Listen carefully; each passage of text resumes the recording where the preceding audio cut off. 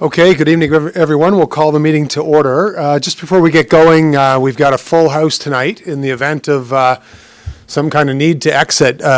So obviously out here, there's stairs to your left and straight across the doors again to the left. The door, for some reason, if we get congested, the door here straight behind us is open, so it's another exit out through. And so anyway, we don't have full houses like this all the time, so thanks for being here tonight in the case of an emergency. And I don't think we're supposed to use the elevators, but down the stairs, I think, Chief, would be the best way. Okay, well, welcome everybody. We'll call the meeting to order. First item, Common Clerk, I'll turn your mic. There.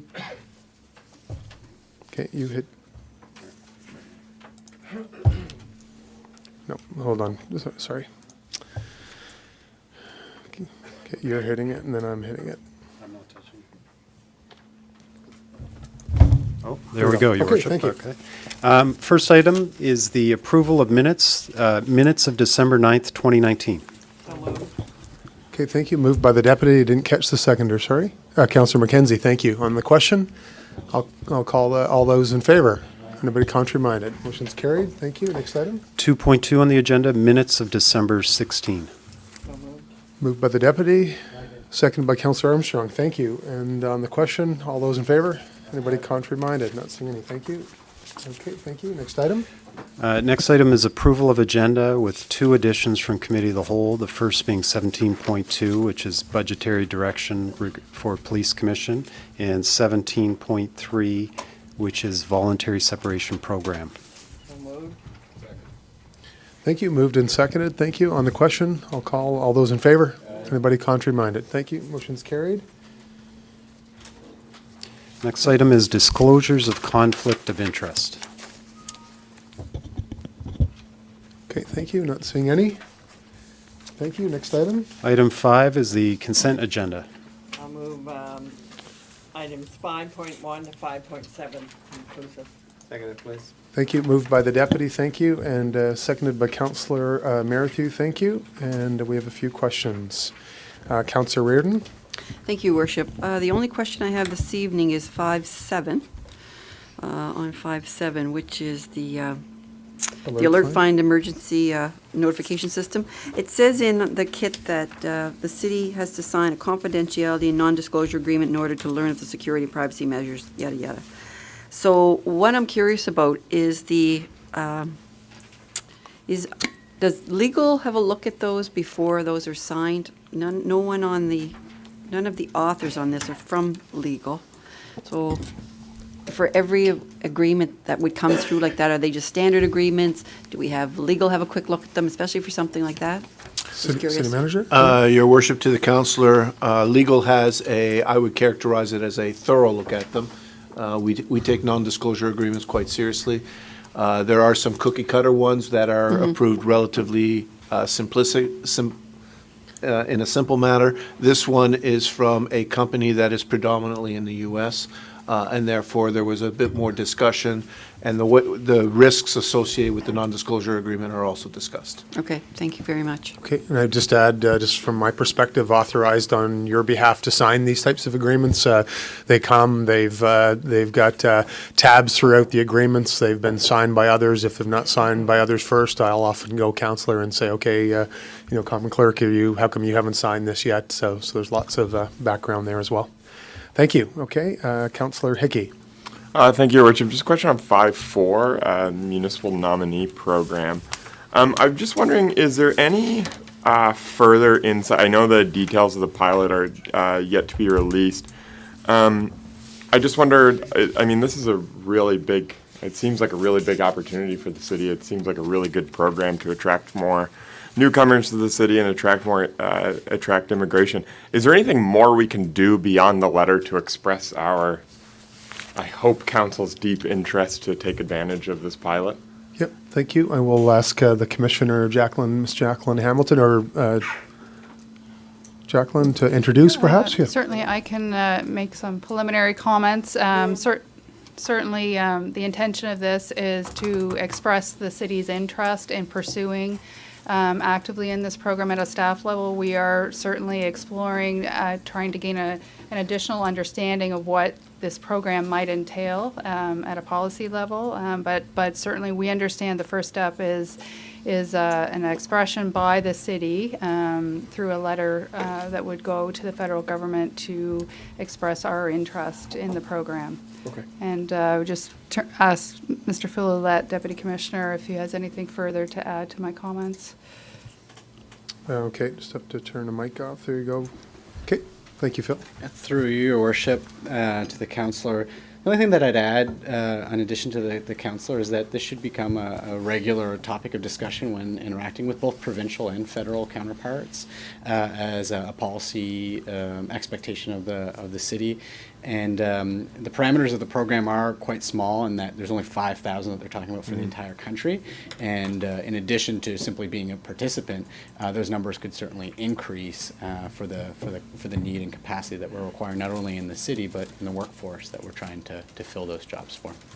Absolutely. Thanks, Phil. Yeah, and I guess I just echo what Mr. Roulette said in terms of this being a really great opportunity. The only reason I asked the question is I know other cities, St. John's, Newfoundland has sent the same thing. A lot of other cities have expressed interest in this. So, if we can urge our federal counterparts and provincial counterparts that, we very much are interested in making sure this is a priority for the city. Everybody says, I know Don Mills is popular within Atlantic Canada and consistently says, this is our key to growth and success is more immigration. So thanks very much. Okay, City Manager. Your Worship, I would just add, because I think it's important to remember that this council is also invested in terms of creating a manager of population growth. And that position within our organization helps us keep our ear to the ground, if you will, on this initiative and all sorts of other initiatives that are being considered.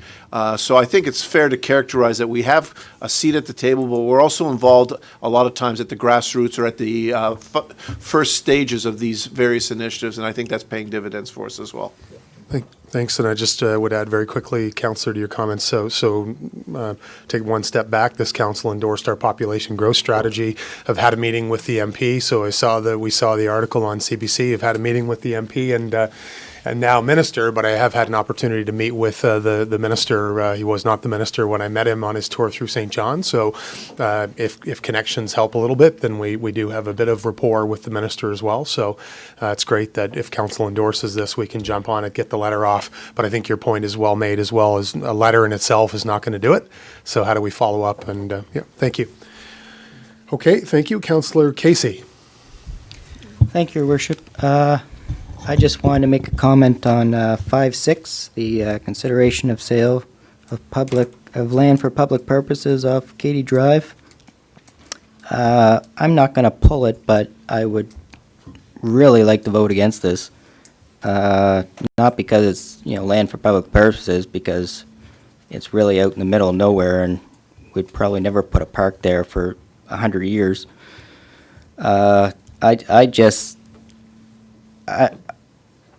just don't like this, and I wish we had some sort of city plan to go in a different direction of building, but it's okay, but I would like to see us go in a different direction. So I'm going to leave it here, but I'm not happy about it. Thanks. Okay, thank you. City Manager, any comments or Hamilton? Okay, so we'll take the feedback and thank you, Councillor. Councillor Armstrong. Thank you, Worship. My question is on 5.5. We're awarding a contract tonight, and I want to congratulate. I don't know how much staff can tell me this. I hate to spring it on you, but within $100,000, we had 3 bids and a $2 million contract. Did we estimate 3.5 million? Is that how I'm reading that? I don't know. Miss Okay. Rackley There she is. Roach. Thank you. Yep, you're live. Thank you. Through you, Your Worship, the total project for the City Hall relocation, including design work, the construction, the building permit that we just put through today, the furnishings, all of that collectively is $3.5 million. This contract is to award just the interior fit-up, and that had an estimated cost to it. We're very, very close to that cost. That was the engineer's estimate for that. It was around 1.9 million, so we're just a little bit off. We've identified a bit of a contingency in the report, so this was actually a very good tender that they all came in, meaning that the design team did on our behalf, which was TOS, did a good job in making sure all those items were in there in a fairly consistent bidding. And that's the emphasis I want to make. A $2 million contract, and every 3 bid was when 90,000 was the exact number. That's great work. And number 2, is the building going to be ready for us to start, for these companies to start work at the end of this month, which says it's supposed to be? The landlord has, continues to indicate that the handover date will be January 31st of this year, and we have 6 months of fit-up work to do. That's our time for occupancy slated for the 1st of August of 2020. So we're confident the landlord's going to be in that position.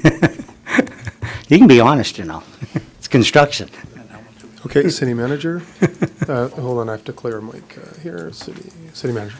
Your worship, Stephanie will not betray her level of confidence, and rightfully so. I will say this, we have had delays so far within the project, delays that are justifiable for a number of different reasons.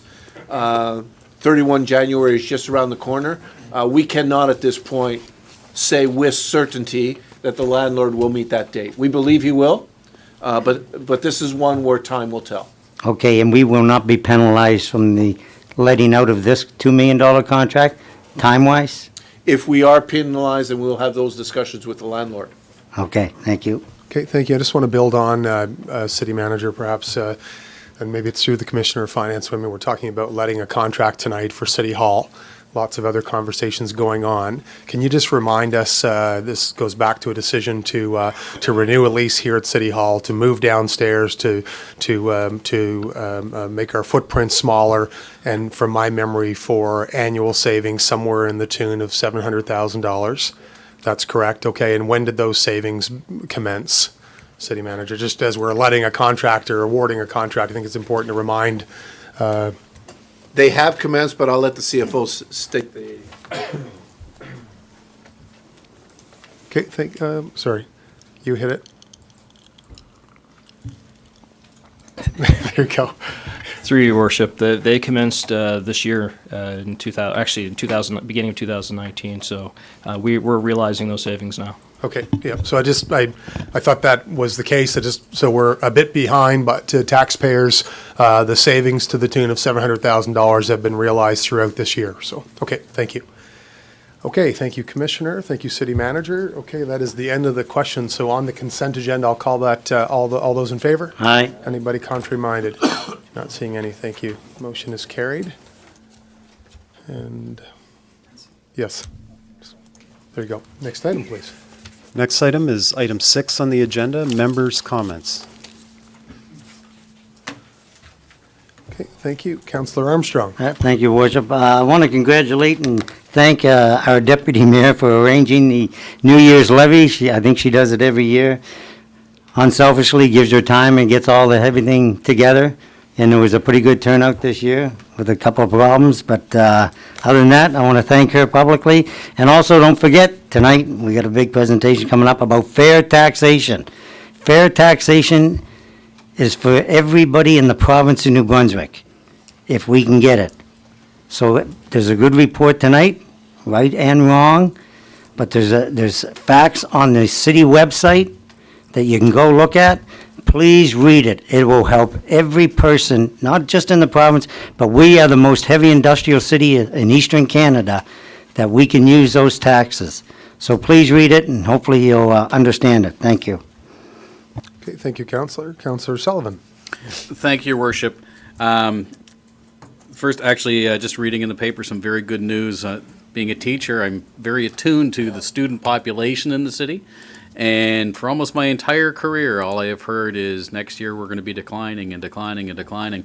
And for the first time in a very long time, the student population in St. John has increased, which is a wonderful indicator of the work of a whole lot of people, multiple levels of governments, non-governmental agencies, volunteers, but it really speaks to how multicultural our city is and the fact that we are attracting and retaining new St. Johners. So just as a teacher who sees the new people in the school, it's great. As a counselor, it's even better because it's such an indication that we have people coming to the city and staying. So thank you to the work everybody does in that area. And unfortunately, the winter is here, which means the trails at the Cherrybrook Zoo wouldn't be good for people to be trudging around in. So the zoo has closed their doors for the winter, just waiting for the spring to come like the rest of us so we can get out and get more active.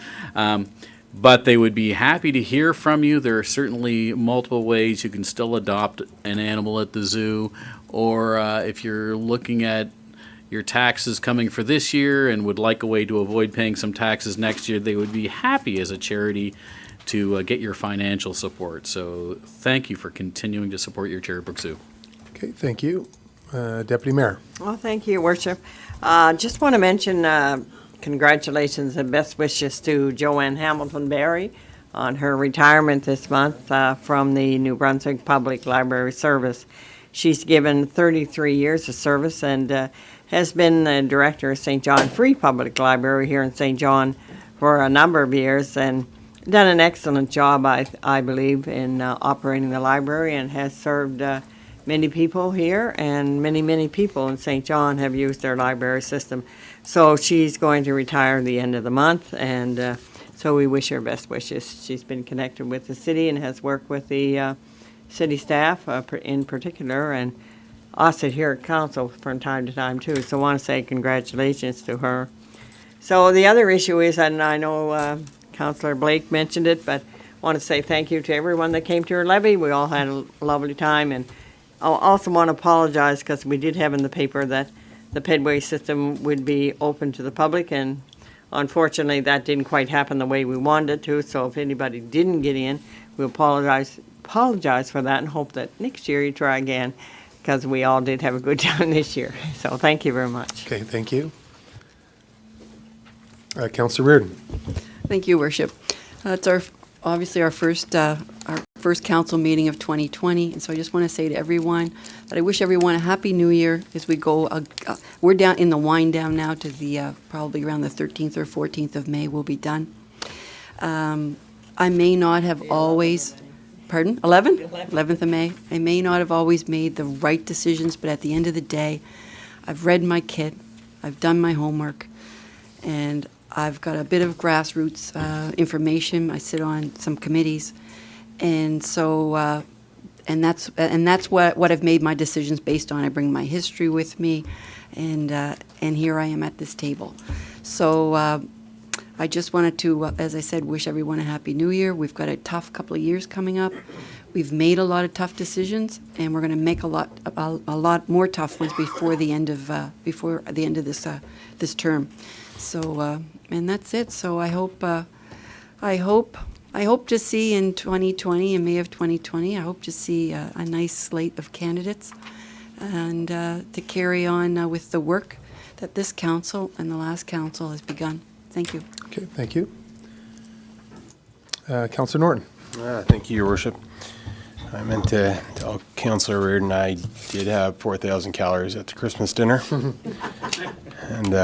I don't apologize. But with that, there's more good news along with the continued growth in the Anglophone South School District, which is a testament to quality schools and quality communities and quality services that are attracting folks to southern New Brunswick. We're also listed in the top 10 places to visit according to vacay.ca. Number 1, I think, is Banff. Number 10 is St. John's. So we're certainly in the mix with some stellar communities. And thank you to Discover St. John, the Destination Marketing Board, along with all the tourism operators, small businesses, and all the folks that deliver services in our community, making it an attractive place to go. Not to mention, obviously, places like the Port and Uptown St. John, just to name a few. So good work. And if it's getting cold outside, which it is, put on your calendar January 26th, warm up to Winterfest Community Wellness Fair, and it happens right down in the Market Square atrium on an annual basis. And thanks to all the folks that get out there and talk about the good things that we have in our community to keep us warm, keep us well, and keep us happy during these frigid months. Thank you, Your Worship. Okay, Councillor, can I put you on the spot to Absolutely. To mention the Dominion Park workshop? I think it's Certainly. Saturday? Next Saturday, 9:30 to 1 o'clock, Dennis Morris Community Yep. Center in the basement. Come have your say as it relates to Milford. Thank you. Thank you very much, Councillor. Milford Community Center as it relates to the visioning of Dominion Park. And thank you to the folks that are helping chair that, along with city staff that are supporting that. So come out and have your say. It's a longer session, but there's lots of work to be done. So come out and participate if you can. Okay, thank you, Thank you, sir. Your Worship. Okay, thank you. Just a couple of quick, had an opportunity to go out to UMB. UMB is doing a great job here in terms of its growth of its student population as well, especially international students. So had an opportunity to go out and bring greetings on behalf of council to some of their new students, including MBA students who have traveled to St. John, New Brunswick from all over the world. So that's one of the early, A, indicators, but B, opportunities. And that's what we're talking about as we attempt to attract we need to attract 120,000 new New Brunswickers over the next 15 to 20 years just to replace retirees. That's about sustaining the economy, let alone growing the economy. So closer partnerships with UMB. So I think we're working very closely with them. Also had the privilege of joining the regional community at the Qplex last Tuesday night for the inaugural Maddie Murphy Memorial Hockey Game. Maddie was a young person who lost a battle with mental health, and her friends and family came together to shine a bright light on the challenges related to mental health. And I understand, I didn't know Maddie, but received a note from her dad, Mike. She was quite a hockey player, and it was KV and Rossay High School, and it was an amazing game. It resulted in tie, went to a 3-on-3 shootout, or 3-on-3, and then went to a shootout. So I thought it was very fitting for a memorial game like that to be such an amazing hockey game. So congratulations to everyone that put that together. We came together quickly, I think, with less than a day's notice. Thank you to staff, to St. John Police who attended as well, and the community for a vigil organized by the Iranian community here in Greater St. John for airline flight 752. Of course, we all know about this flight now. 176 souls lost, 63 Canadians. And obviously a very complicated situation that we're in. But it's, for me, always the personal stories, the fathers and daughters and sons and those that were lost. Flags were lowered, again, on behalf of all citizens in St. John. So thank you for organizing that. And lastly, just want to recognize we have a very kind and generous greater community here in St. John. I happened to notice on Facebook last week 10-year-old Olivia Lucas, who had grown her hair out for cancer, cut her hair off and donated that very proudly. So had an opportunity to visit with Olivia in my office. She came in to see me, and it's sometimes those small little opportunities in roles like we're all in to take 5 minutes to pause to say thank you to a young leader at 10 years old who already gets a sense of giving back to their community. So that was fun. Thank you very much. Next item, Common Clerk. Your Worship, item 8.1 on the agenda is a presentation from Aaron Cusack with respect to student parking. Okay, well, welcome to you tonight, Aaron. And just as you kick off, you'll see a little timer by, I think, the right-hand side. No, there'll be a timer, and it'll be green, and then it'll go yellow, and then it'll go red.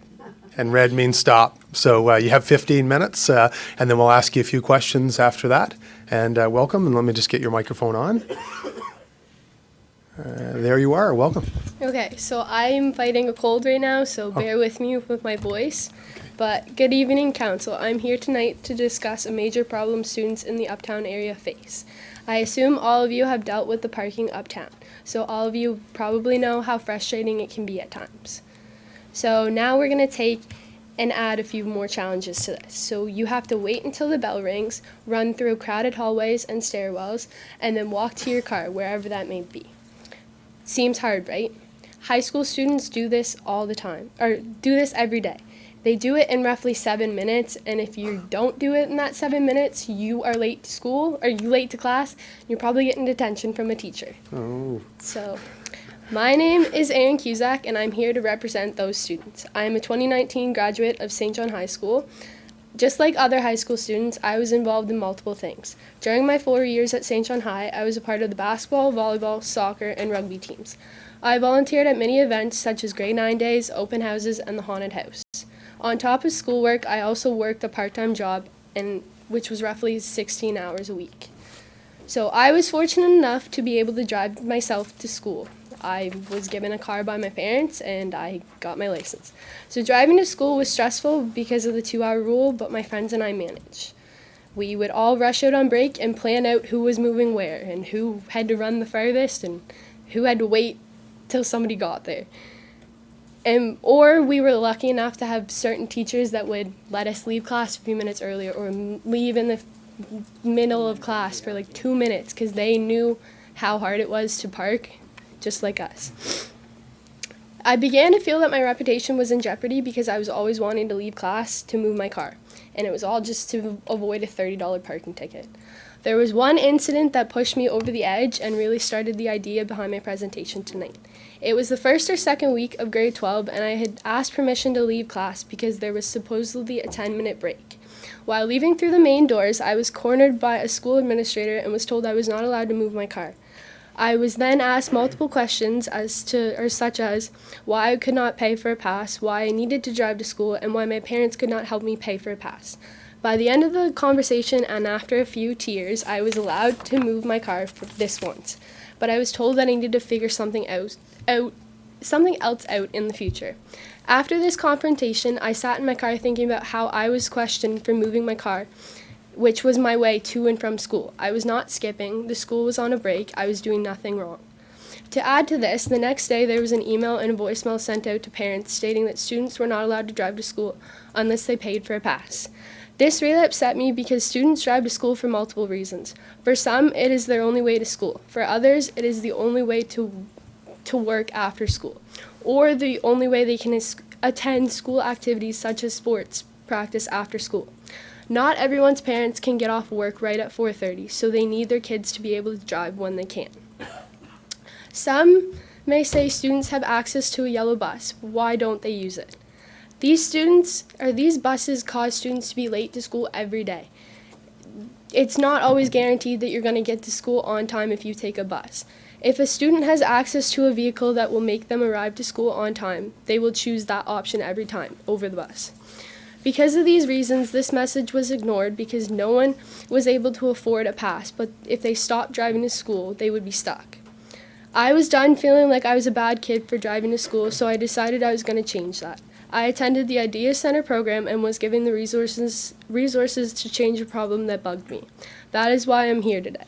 Through surveys and market research, I developed two solutions for students.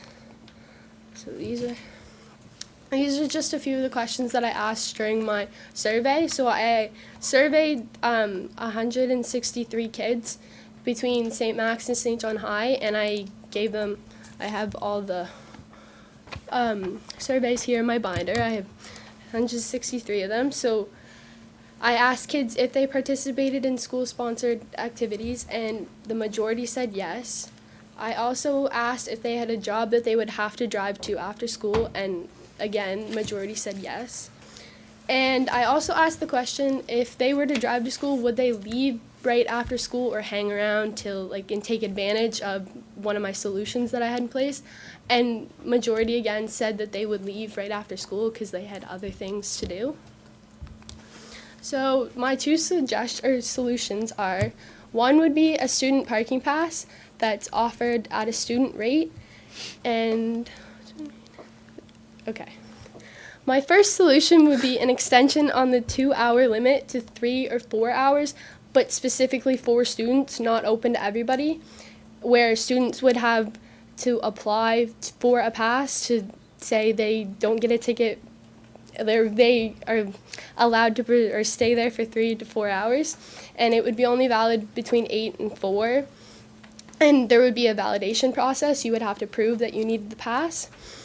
And the second solution is an all-day parking pass, valid 8 to 4 only on school days, that students would pay for monthly. And while developing this solution, Mr. Norton suggested that I reach out to the Port of St. John and pitch my idea to them. So after meeting with Chris Hall and Craig Esterbrooks, it took a few weeks, but the student rate pass was introduced in the Lower Cove parking lot. So I have this presentation that the Port sent me. It just states the criteria. So they don't have a validation process right now. They just have students come to them, and if they're able to pay for the pass and have a valid student ID, they get the pass. And the pass is $26 per student, as opposed to the $59 public rate. And currently it started off as 6 students applying for the pass, but right now they have 12, and they think that they're going to continue with the program because they've had, the program's been positive. There is no negative to go with it. And so the solutions that I presented here tonight, I think there should be a screening process. I know the Port doesn't have one, but I would have recommended a screening for the pass, because there are students that just drive to school for no good reason, and they may skip class and take advantage of one of the freedoms that they get from this pass. So a student who is involved in extracurriculars and has a part-time job, or has to take the bus that causes them to be late to school, but they have the funds to pay for a pass, should be granted a pass. But I think that it should be limited to those students who can prove they need it. Because I have friends that they don't need a pass. They didn't need a pass when I went to school. But I do have friends like me that worked a job, played in multiple sports, had to drive their siblings around, that they just didn't have time to worry about a 2-hour parking rule. Because I know I personally went through a lot of anxiety with it, because I had teachers that wouldn't let me be late to school, class at all, and if I walked in and the door was shut, I was not allowed to leave or get up, and I actually panicked and had to almost get detention about 3 or 4 times because I had to move my car. And there was an incident where there was probably 7 of us in a school assembly, and it was about sexual harassment, and it was led by a police officer, and we were told it was only going to be an hour, so none of us moved our cars because it was only supposed to be an hour. An hour and a half into it, we asked if we could go move our cars and come back, and we were told no, it was mandatory for us to be there. So when we came out of the almost 2.5-hour presentation, all 7 of us had tickets, and we were all parked in the same row, and we tried to fight it, but we were all told the same thing, that it's a 2-hour rule, you are responsible to move your car, you have to pay it. So we all paid it, but we all, it's confusing to us because it's mandatory for us to be in school, and it's we're supposed to be on time, we're supposed to have everything in order, but that's hard to do when you're trying to take responsibility into your own hands and drive to school and get to school on time and do all those things with a 2-hour rule. So that's all I have to say. Okay, thank you very much, Sharon, for your presentation. We have a few questions for you. Okay. You did well, even with your cold. Okay, Councillor Armstrong. Thank you, Worship. Aaron, I want to congratulate you. It takes a lot of nerve to come here and speak. You spoke very well. You're very passionate about it. I think it's a good subject because I can relate to it. Because back in 1976, I was privileged enough to have my father's vehicle to take to school. And I parked behind it in a parking spot from a teacher. He parked behind me, but we had to leave, so we picked up his vehicle literally and moved it out of the way. So I can relate exactly, and I think it's a great idea that you brought up about doing the pass. I'm all in favor to help you out down the Port. And as you say, it's just about the screening process, because in everything, somebody will take advantage. Exactly. And ruin it for the good ones that need it. Exactly. And I admire you for having a job, because that's the people that really need these vehicles. They go out, they work, you get ahead in life by doing things like that. So I admire you coming here, and thank you for the presentation. Thank you. Okay, thank you. Thank you, Councillor. By nerve, I think you meant courage. Did I say no? Courage, yes. Thank you, no problem. Thank you. Deputy Mayor. I just Or want to both. say thank you to Aaron. Have you gone before the St. John Parking Commission? When I started this project back last January, I believe, I thought I had to go through the parking commission, so I tried to get in touch with Mark Dion, and after a few phone calls, I did actually speak to him, and I had a half an hour long conversation with him, and about what I presented here tonight. But he told me that it was a common council thing that I had to do, so he told me I would need to go through like the common clerk's office, and then that it would be sent to him afterwards or something like that. But he brought up things about like problems run into with the residents about not having space in front of their houses, and just said that we were kind of going backwards from there used to be all day parking streets, a few in the uptown area, and they took away those. And he said my idea might bring back some of those problems and go back in time, which to me, I don't think we're going back in time, because students are going to drive to school whether there's a pass in place or not. You can't control that. Students are going to disobey the rules and keep coming to school driving their own vehicle. But you can control it to let those people who need a pass have a little bit of freedom. And to the part about like students taking up a lot of spaces in front of houses, again, people, like, there's going to be somebody parked in somebody's spot all the time, because you can't claim a spot necessarily. Like, it's a 2-hour rule. Cars move all the time. Students are only going to be there from 8 to 4. They will leave after school is done. There's no reason for them to be uptown. So I think they should have the opportunity to park where they can while they're going to school, and then residents will have the chance to get their spot once the students leave. Okay, well, I appreciate all that. You've certainly done your homework, but I think at the end of this meeting, I would think we'll have to have a discussion in one way or the other with the St. John Parking Commission. They have to be involved in Yes. some degree. So, again, I thank you for your presentation, and good luck. Thank you. Okay, thank you, Deputy. Councillor Sullivan. Thank you, Your Worship. I never gave you detention, Aaron. You weren't in my class. I really appreciate that you've sought solutions for the problem. And I really appreciate, this was a course that you graduated from, and it's not even your problem anymore, and you're still here. Yeah. That speaks to the quality of you as a young person. I'm teaching political science next semester. I need you to come to my class. Okay. Thank you. With regards to solutions, I want to ask you about the solution at the port.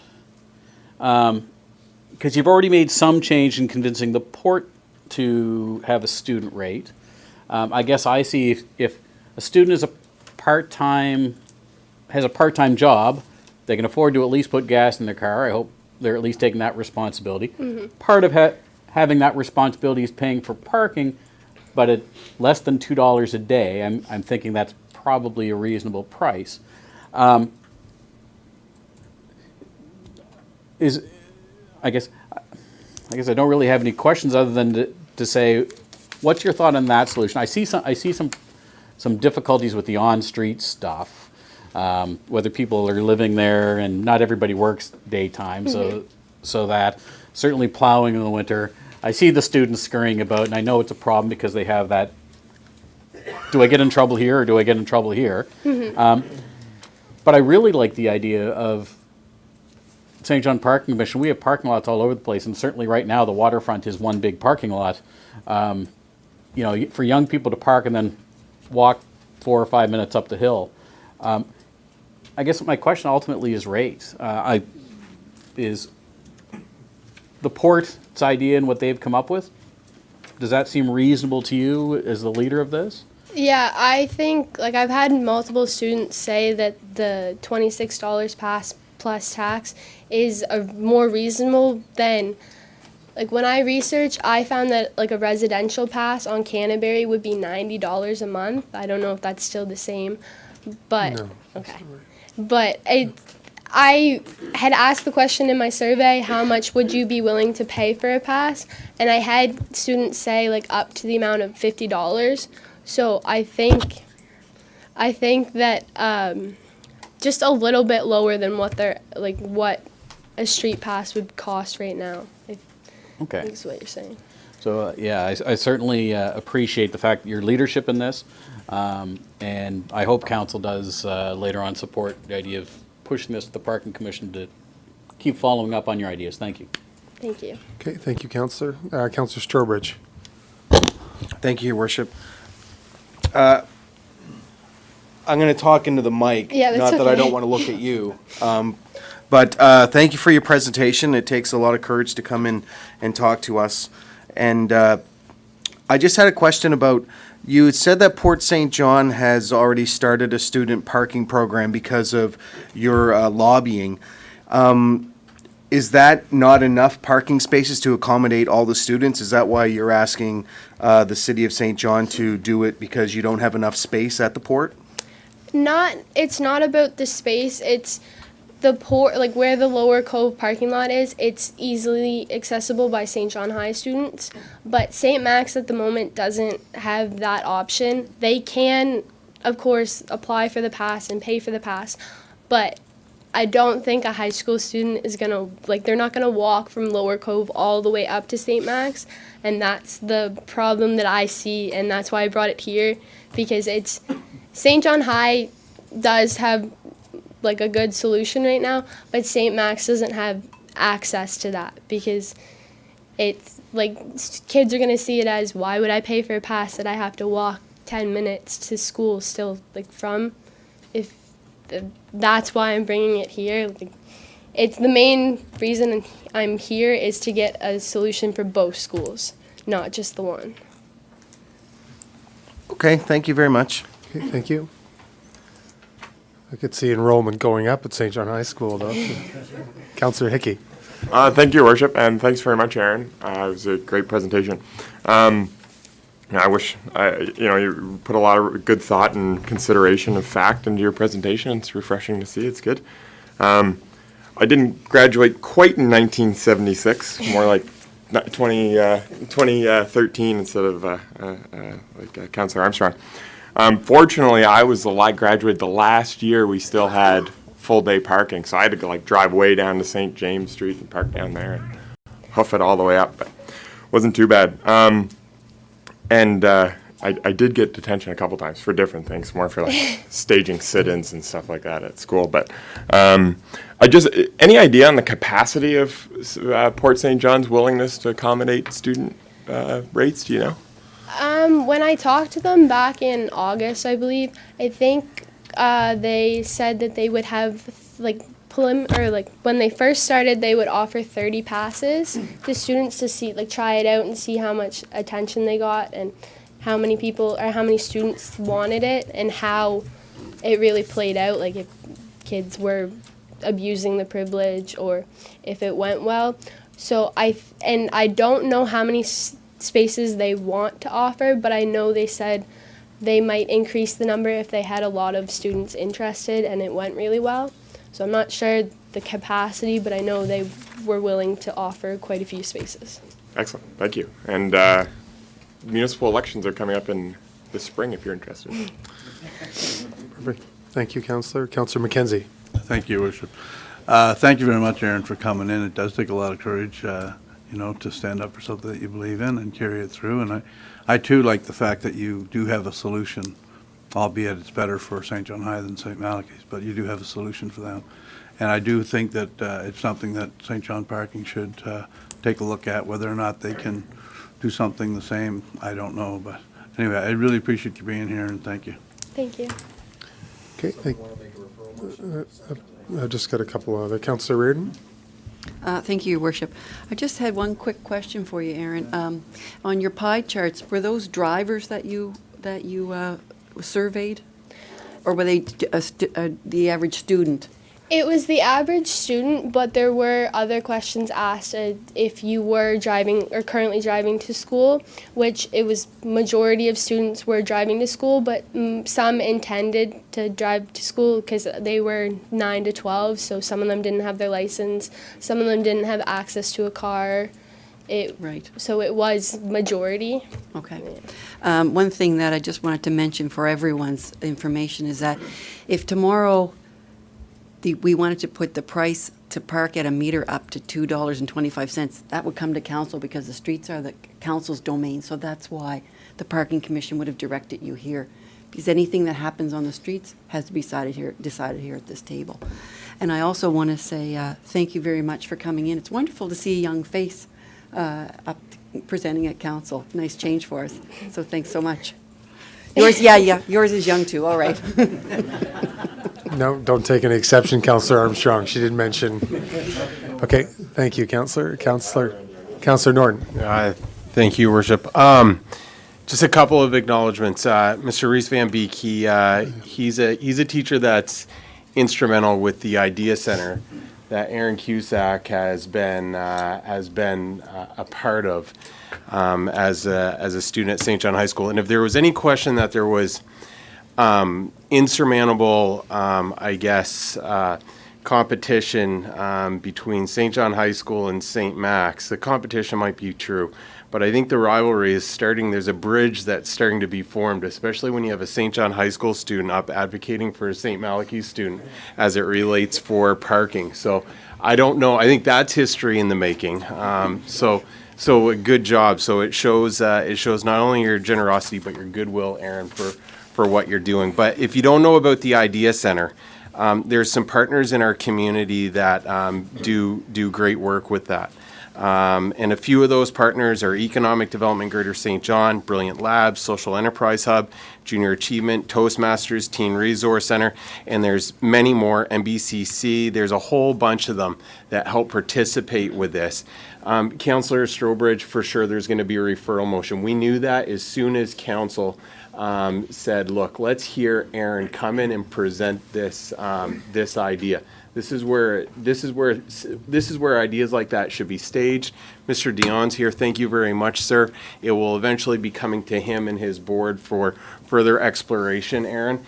But I think you brought a problem to the table. You've already had some solutions as it relates to the Port of St. John. Thank you to the Port of St. John. I think if I did the quick mental math there, it was 53 students since September to January that now have less detention, possibly less revenue for the parking commission, but nonetheless less detention, and they're in class, they're not moving their vehicles, and they're able to participate in those things that go towards furthering their education, participating in sports, jobs, and all those things, and contribute to the vibrancy of Uptown St. John.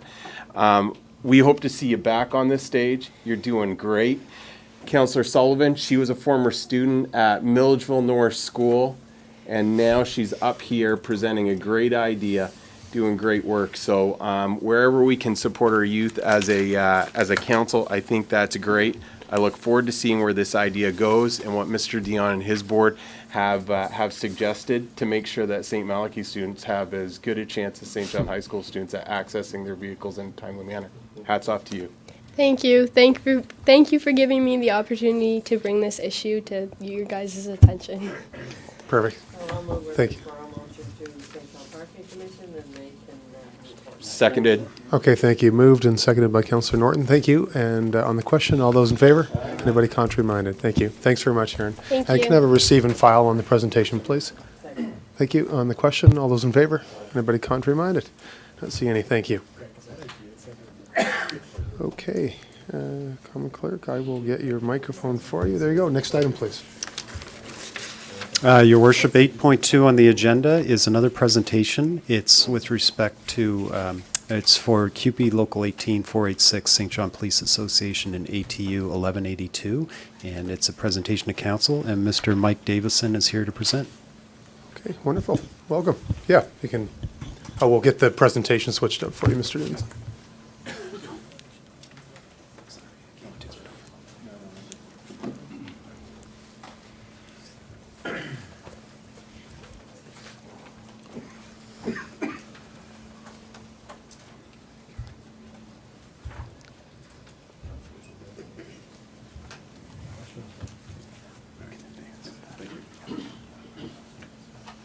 Okay, welcome, Mr. Davidson. I think we counted, you have 45 slides, so I'd ask you just to use your time as wisely as you can. Welcome. Oh, sorry, let me get your mic. There you go. All right, thank you very much. Yeah, I'll try and do my best to try and get through this. I know it's a complex issue, and I know this is not the first time this council has seen a lot of these slides. A lot of these slides are developed by the City of St. John, but I think they're important to renew, and I have updated some of them as well too. So with that, to begin, generally, our members support Council's review for all aspects of the city operations, Council's efforts to prioritize regional service discussions, Council and management's efforts to improve the efficient delivery of services, and of course, heavy industry tax reform. There's been an inordinate amount of negative press coverage fueled by Mayor and some of the councillors that see St. John's facing a chronic structural deficit, claiming that expenses are increasing each year by 3%, while revenues from tax-based growth only an increase of 1% out of the St. John website. On behalf of the city workers who work and care for the City of St. John, the majority of whom are residents, we welcome the opportunity to present the fiscal realities faced in St. John. So we understand the main source of revenues in St. John come from property taxes, approximately 78% of overall revenues. Residents and city employees should not be subsidizing heavy industry sweetheart deals. The tax structure between residential, commercial, and industrial tax rate in New Brunswick are inequitable compared to the national average. So that means revenues lost and too much financial burden is placed on the residents. For example, this came out of the Jeff Trail report in 2017. It's very difficult to see, but what you will see is that the 1.5% cap on industry posed by provincial legislation is not in line with what other places around Canada do, right? So they have done 2017 Jeff Trail report, did a tax report study. The two pie charts quite simply show that right now heavy industry contributes about approximately 17%, which is about $20.1 million to the taxes in St. John.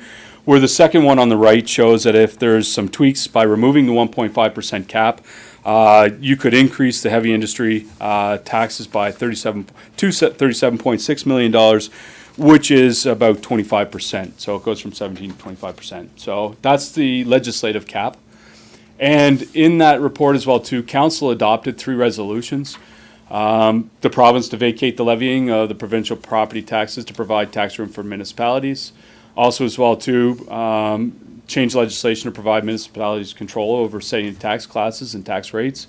And the third one, Common Council requests the province to end the assessment freeze as quickly as possible. We're not sure where these requests are. And we question why has the city stopped educating the public and stopped lobbying the province for this necessary change. Heavy industry sweetheart tax breaks are creating a financial gap between revenues and costs negotiated by the city. We all remember the LNG deal that right now costs approximately $1.7 million in lost revenues for this city. So way back when the 2005 deal, originally it was supposed to be $7.5 million annually was the discount given to the Irving Empire when they received a guarantee of up to $20 million USC. So there's about $90 million that was not collected between 2005 and 2017. And then in 2017, when the legislation was repealed, we had a pro-industry tax assessor that takes the assessment from $300 million a year down to $98 million a year, thus removing $5.5 million a year from our municipal tax base for a combined total of approximately $107 million.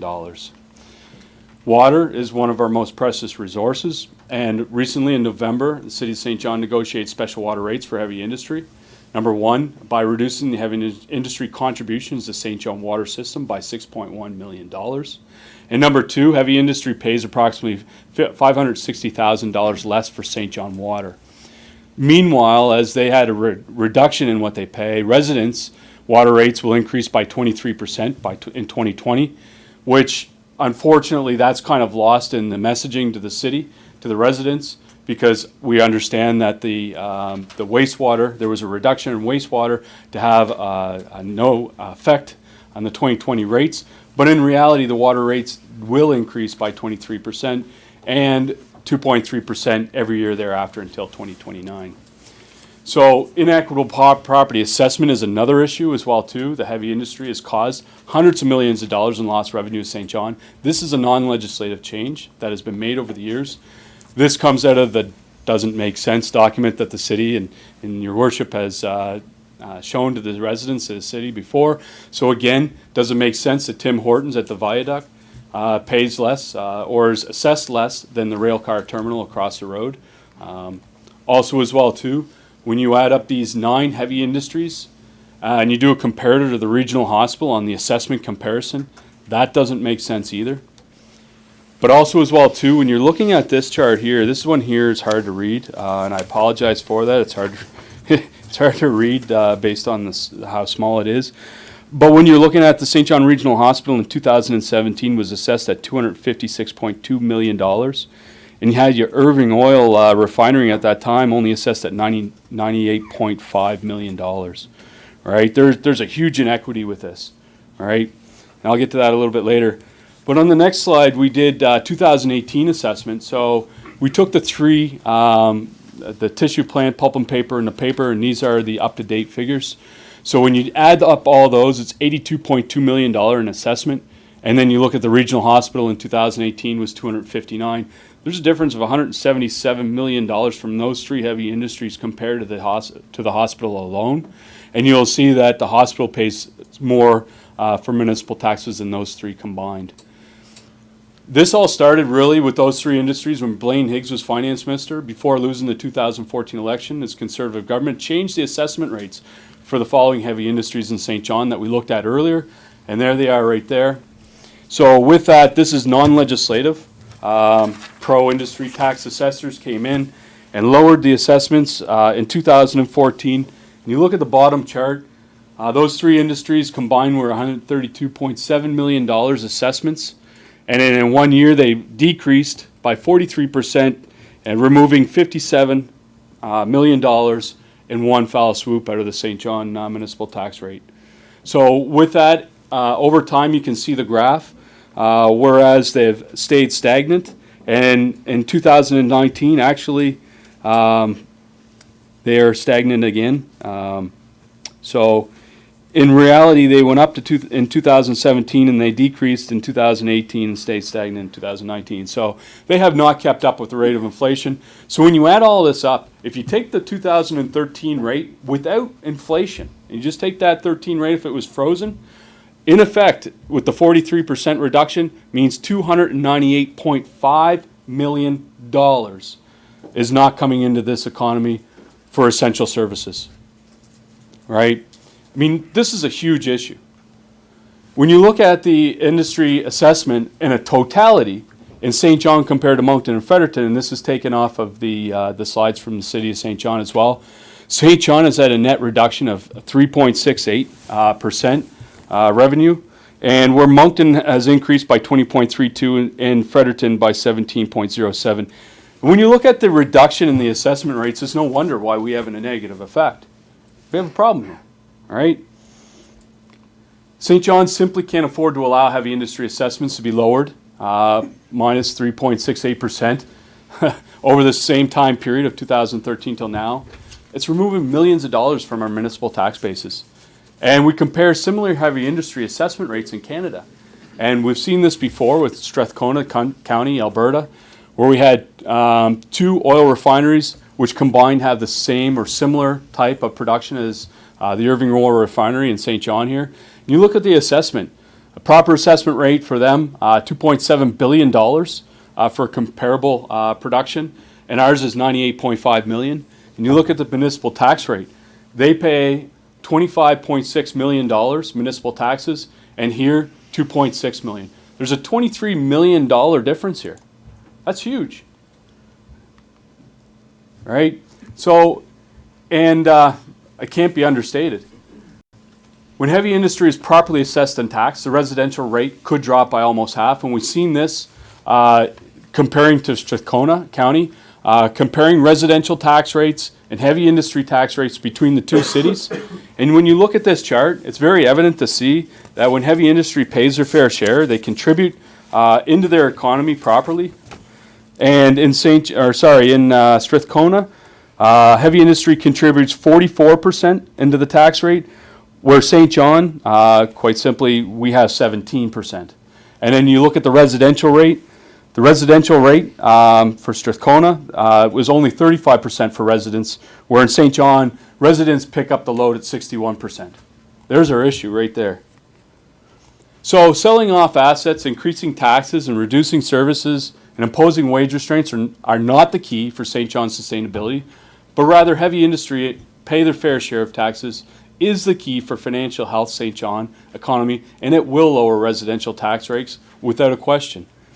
So two things. We had a loss of revenue from heavy industry not paying their fair share. We've seen that in the previous slides. And also B, we have an increase in liabilities with the new water and wastewater treatment facilities totaling $88.3 million. They are good projects. The City of St. John requires them. We're proud to have them. But the reality is there's a lot of information being kept from taxpayers as we see it. The City of St. John and its consolidated financial statements in December 31st, 2018, and I've had it attached. Consolidated financial statements reflects the assets, liabilities, revenues, expenditures, and changes in net debt, cash flows, and reporting entity. Reporting entity is comprised of all organizations and enterprises accountable for the administration of their affairs and resources to the city in which are owned and controlled by the city, and that's on page 9 of the report.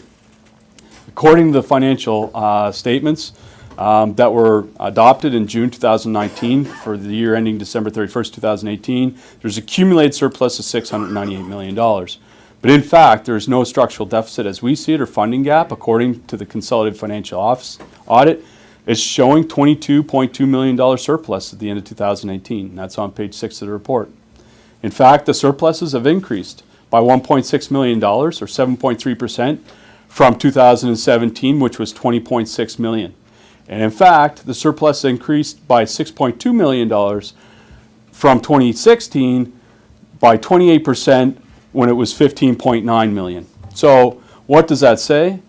Quite simply, that the surpluses are increasing.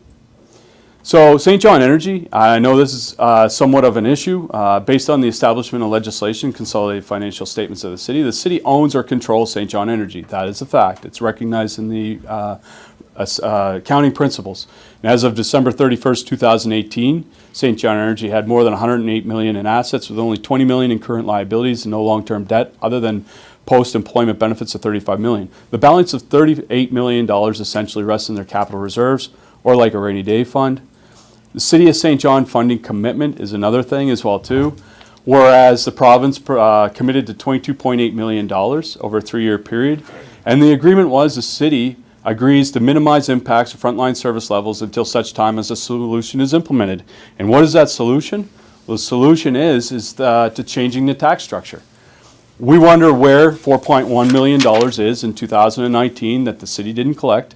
And again, 2020, from my understanding, there's $2.4 million that may not be collected of that money, so a possible $6.5 million left in Fredericton. On October 7th, the Mayor and Council of the City of St. John announced plans that will negatively affect residents, increase taxes, and reduce services. Here are some of the services that are on the chopping block possibly is plowing. Sidewalk plowing right now is 61%. To go down to a mere 10%, reduce garbage pickup, city transit runs, lifeguards, reduce community center programs, eliminate playground programs, reduce access to free facilities, rink closure or closures, divesting remaining rinks to third parties, and close St. Peter's Lowell Street ball fields. We'll raise service taxes on building permits, parking rates, parking at parks, concerts and events, non-residential recreation, fire and police calls. These will not reduce residential tax rates, and they do not put pressure for tax reforms to heavy industry. A lot of information is being kept. There's simply no need to cut services or raise taxes. There is a need for council to develop a real and ongoing plan to bring about heavy industry tax reform and assessment changes to ensure the residents' taxes are lowered and services are enhanced. St. John did not elect a mayor and council to increase any tax or cut services to the public. There's no deficit and surpluses are growing. So with that, we understand that, we do face our challenges. This is a new year. We're leading into a municipal election. Obviously, this is very concerning to the residents. It's concerning to us as employees as well, too. We're fully engaged in helping out and developing a plan on how we can make these real changes to get the money that St. John needs to be fiscally operational and sustainable so that the residential tax rate will be lowered, meanwhile by enhancing our services. Our services have been reduced year after year, and as far as we're concerned, the residents nor the employees should have to subsidize these heavy industry tax assessments or the tax breaks that they have received over the years. The residents deserve better, and so do your employees. Okay, thank you. Wow, right on the money. Thank you. 10 seconds. 10 seconds to go. We'll Yeah. pause for 10 seconds here. Thank you very much, Mr. Davidson, for the presentation. A lot of information, as you acknowledged, lots of slides that have been presented through various presentations, Mr. Davidson, that the council or staff have made. So I'm just going to ask City Manager first to, a lot of information presented, City Manager. I guess I'd ask for any commentary or any clarity that you think is needed on this presentation, and I'll turn it over to you. Your worship, members of council, first of all, Mr. Davison, I noticed that there has been some small changes to some of the slides. So we will need to get an updated copy for the public record, and we'll take care of that. Your worship, members of council, it's certainly not the role of staff to comment on opinion offered by any guest presenters on any items, but certainly we do have an obligation to clarify representation of fact. And there are a couple areas where I think some clarification is required. The first area is on water rates, and I'd ask the Commissioner of Water to comment on the slides that discuss the water rate within this presentation. Okay, thank you. Commissioner? Good evening, Your Worship. Yes, for clarification, there are no special or negotiated agreements with industry. In the past, there had been, however, for the first time commencing January 1st, 2020, the rates are now set through council via bylaw for cost recovery from industry. They are not negotiated. And with respect to rates for 2020, the water and wastewater rates have not increased for water and sewer customers. That represents approximately 96.3% of our water and sewer customer base. These customers will see no change in their water rates. But for water-only customers, which represents about 2.6% of our customer base, which is largely made up of industry, commercial, and institutional customers, they will see their rates go up about 23% in accordance with the water and sewer rate study. And rates for sewer-only customers, which represents about 1.1% of our customer base, they will see rates go down by about 19%. This largely is made up of residential customers in the Morna and Greenwood subdivisions. With respect to future rates, as it relates to any increases, water and sewer rates, as presented publicly by the consultant Hempson in November of 2018, are forecasted to increase annually at 2.3%, as was noted. However, this is based on some assumptions, and we are working hard, as we have been over the past couple of years, to ensure that rates come in actually lower than the annual forecasted rate, which we did in 2019 and 2020. With that, Your Worship, those are some clarifications. And Your Worship, if I may add, at the Finance Committee, it was made quite clear that Finance Committee does not support the forecasted escalation to the water rates as initially described, hence the ongoing efforts to control those rates moving forward. The second area, on some of the slides, there was a discussion about the lack of availability or transparency of some of our financial data, and there was also some assertions made about our financial statements, and I'd ask the Commissioner of Finance to comment. Okay, thank you. Commissioner? Good evening, through Your Worship. I have taken the opportunity to review this presentation in detail. I'm very familiar with the material. Of course, much of the information in this presentation has originated from the city or from my department, in particular with respect to the information that advocates for fair and equitable taxation. So I am very familiar with the material. There are comments in the presentation as it relates to the financial statements of the City of St. John that I would like to address that are categorically false or incorrect in this presentation. My first comment is in regards to the notion that financial information has been withheld from the taxpayer, and the submission of the city's 2018 consolidated financial statements is used in the presentation to support this notion. This is simply not true. First of all, these consolidated statements are on our website for the public's consumption. The Finance Committee actually approves these consolidated financial statements in open session with media and external auditors in attendance, and then again, we do it again for Common Council in open session for approval with media and external auditors in attendance. Second, I'd like to take the opportunity to address some of the financial information in the presentation. I want to reinforce the city indeed has a structural deficit, and it did as well in 2018, and I'll explain with respect to these financial statements. I get accused sometimes of talking in finances, so I'll try to be as clear as I can. The consolidated financial statements are very technical, and if you don't know how to properly interpret them, it's easy to draw incorrect conclusions. First of all, I want to make it very clear there is no correlation between the $22 million surplus presented on the consolidated financial statements and the city's structural deficit, and I'll explain that. The $22.2 million surplus presented in the statements is an accounting surplus that includes federal and provincial capital contributions recorded as revenue for accounting purposes. It includes depreciation, actuarial adjustments that are non-cash related. It also includes the results of 16 other agency boards and commissions on an accounting basis, such as St. John Energy, St. John Water, St. John Transit. The tax rate that the city sets and the operating budget the city sets is based on cash-generated revenue and cash spending in an operating fund, and this is required by provincial legislation. So obviously revenues we bring in are dependent on property tax, other sources of revenue for the city.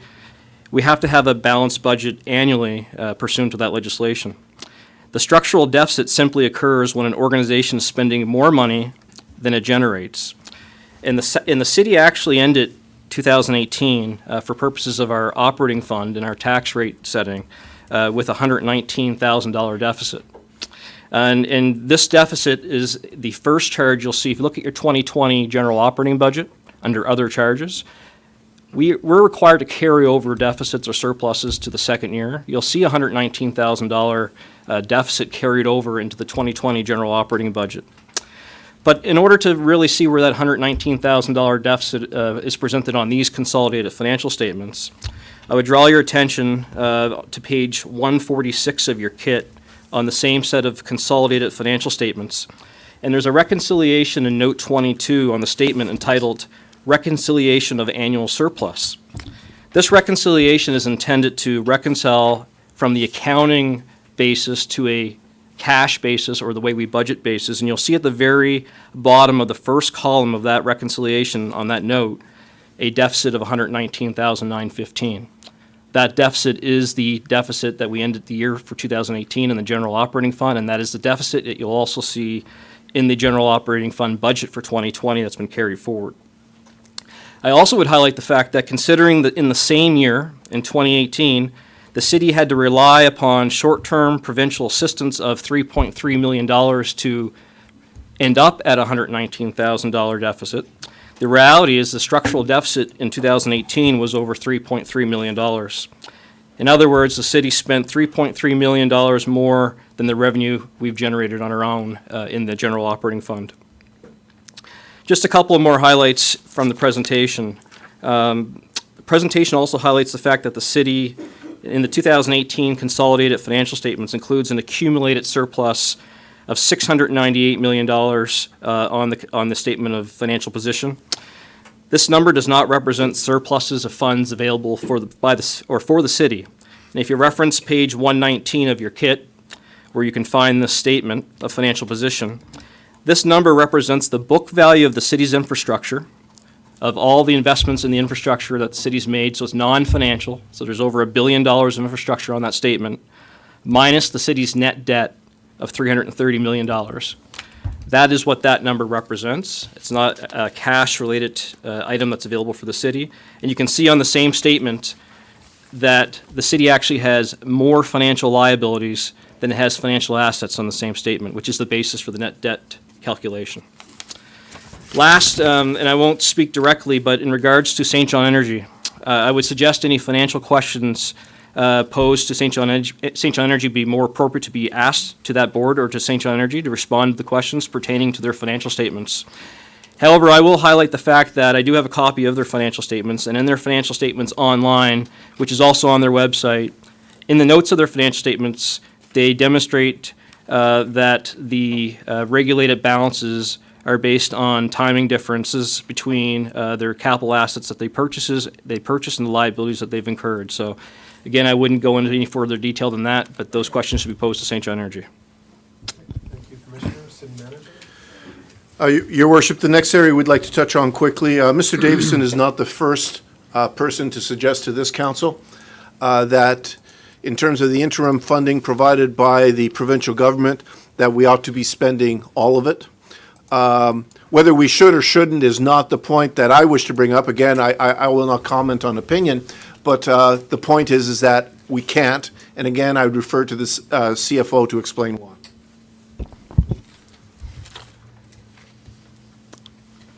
I'm on, thanks. Yep, okay. Through your worship. As it relates to leaving short-term provincial funding money on the table, I'd just like to highlight the fact, and we spoke about this in various meetings, I think the Finance Committee a few times, Common Council in our budget presentations, that the city is bound by a funding agreement with the province, and we're also bound by the terms, conditions in that funding agreement, and there's schedules in that funding agreement and eligible cost in those funding agreements for which the province have the right to audit, they have the right to review, they have the right to inspect our books, and the city doesn't have unilateral, rights to just utilize funds where it sees fit. It has to be based on the schedules that would submit it back in 2018 when we first struck this funding agreement. So first and foremost, we don't have the ability just to spend to the maximum on these funding agreements, even if we'd like to. The second point I'd like to make is that we also recognize as staff and as a city that there's only one taxpayer at the end of the day, whether you're paying municipal taxes, provincial taxes, or federal taxes. And from a city staff perspective, we're trying to be as prudent as we can in spending all taxpayers' funds when it comes to managing this agreement. Thank you. Okay, thank you. City Manager? Your Worship, members of council, the last area that I'd like to touch on is the assertions within the presentation that we have, for some reason, stopped our engagement in terms of the discussion on comprehensive tax reform. And in the opinion of staff, that could not be further from the truth. This council is aware that over the past few years, a great amount of effort has gone into informing the public and informing the government of the importance of comprehensive tax reform and looking at industry's share of property tax. It started with council's priority document in 2016, the Kitchen and Slack report, the Fair Taxation report, the white paper prior to the provincial election, the leaders' presentations to council just prior to the election, and went on from there. In the past 6 months alone, I'd like to highlight the following actions that have been taken by the city towards the very real challenge that we fully agree with, that there must be comprehensive property tax reform. First, we work very hard with the province in the document sustaining St. John, a three-part plan, to get a commitment in writing from the province to conduct the comprehensive tax reform, and we did, in fact, receive that commitment in writing. In September of this past year, the mayor and myself attended the Standing Committee on Law Amendments, and we are one of the few groups, actually, who presented a position whereby we felt there was an absolute need for comprehensive property tax reform. The slides alone that have been presented here this evening, many of which have been produced in the last 6 months, show that we continue to elaborate on our argument and enhance it in every way possible. I'm pleased to report to council that on a weekly basis, regularly scheduled every Friday morning, we have a conference call with provincial public servants to discuss the progress on all of the transformational initiatives, including comprehensive tax reform. In our restructuring plan, which council was exposed to on the 20th of November 2019, we speak about the importance of transformational reforms, and I quote from the report under prong 3 entitled Transformational Reforms. As mentioned previously, addressing our short-term financial deficit in 21 and 22 does not, in and of itself, assure long-term financial sustainability for the city. The internal reviews and the financial policies previously described within this report will help, but transformational reforms are required. Without them, the vicious cycle of cuts leading to more cuts and leading to unacceptable growth will continue. The following key transformational reforms are required. Number one, comprehensive property tax reform. The province's current property tax system dates back to the 1960s and must be reformed. There are questions on whether industry is paying their fair share, but there are also questions on tax revenue distribution, flexibility in setting differential rates, tax exemptions, and assessment practices that must be addressed. The Cities of New Brunswick Association has joined us in our assertion that the system of the 1960s no longer works in 2020 and must change. In sustaining St. John, a three-part plan, the province has agreed to conduct a comprehensive property tax review and to have all changes in place by the end of 2022, end quote. Finally, there is also a comment in the presentation about how we have slowed down in terms of educating the public, or that some of this material is not available to the public. I would simply draw the attention to everybody who is listening that on our webpage, on the front site, on the home page, there are two key areas where every piece of information discussed this evening and more are available. One is entitled Sustaining St. John, under which you can find a great deal of information, and another one is called City Publications, where you will also find that information. With that, Your Worship, those are the key points on the facts that were presented this evening that your city staff felt were important to highlight. Okay, thank you very much, sir. Okay, we'll move back now, Council, to any questions that you may have or comments for Mr. Davidson. Just one moment, I'll get your microphone on, Mr. Davidson, podium. Okay, and first up, Councillor Merrithew. Thank you, Your Worship. I just have a number of comments. The presentation we're seeing tonight, and we've read in our packages, is horribly misinformed or just plain not true. What we've seen in the City of St. John, your CFO and your city managers just explained it, is a gap between our income and our expenses. What they haven't said, and what is true, is the delta, the difference, okay? The biggest factor in that delta is wages and benefits. And that someone would sit at the podium and lead us to believe there's $697 million of surplus someplace is irreprehensible. It's a lie. And if they didn't know that before they got up there, they should have. You're one of the ones that's advocating for these falsehoods in the community. Don't Mr. interrupt me Davidson, again, Three sir. facts. Mr. Davidson. Surpluses Don't have interrupt increased me on again, the sir. budgeted last. Surplus of there's no such thing as a surplus of six. That is your asset. Mr. Davidson. Turn the mic off, Mr. It is off. Thank you. Folks, so we're not going to get into a debate. We're going to offer some commentary. We're going to have some questions. If we cannot deal with that in a reasonable way, we're going to end the item and we're going to move on to another item. I won't end this item without me speaking to it. There's just too much misinformation here. So let's keep going, but we're not going to have a debate, and let's be respectful, please. There also in the presentation says, why has the city stopped educating the public in lobbying? I find it hilarious that this union presentation is used. Most of our info, stats, and even duplicated our slides here, okay? But they've got the gall to say that we haven't kept the public informed. The city manager just gave you numerous examples of what we've done recently, all right? They talk about tax assessments a number of times in this presentation that would lead you to believe the City of St. John assesses property. It's not true. The province of New Brunswick, through Service New Brunswick, does the assessments in the province of New Brunswick. Municipalities set tax rate. We don't assess anything here. As a matter of fact, we have said many times that we believe industry doesn't pay its fair share. And there's a lot of talk about the Strathcona County refineries here. We've put that forward many times, that we don't think it's fair. This is only one of the factors. That's not all of them. And by the way, I actually looked up policing force pays in Strathcona County, it's policed by the RCMP. And a first-class constable starts at $86,110, where ours start at $94,500, okay?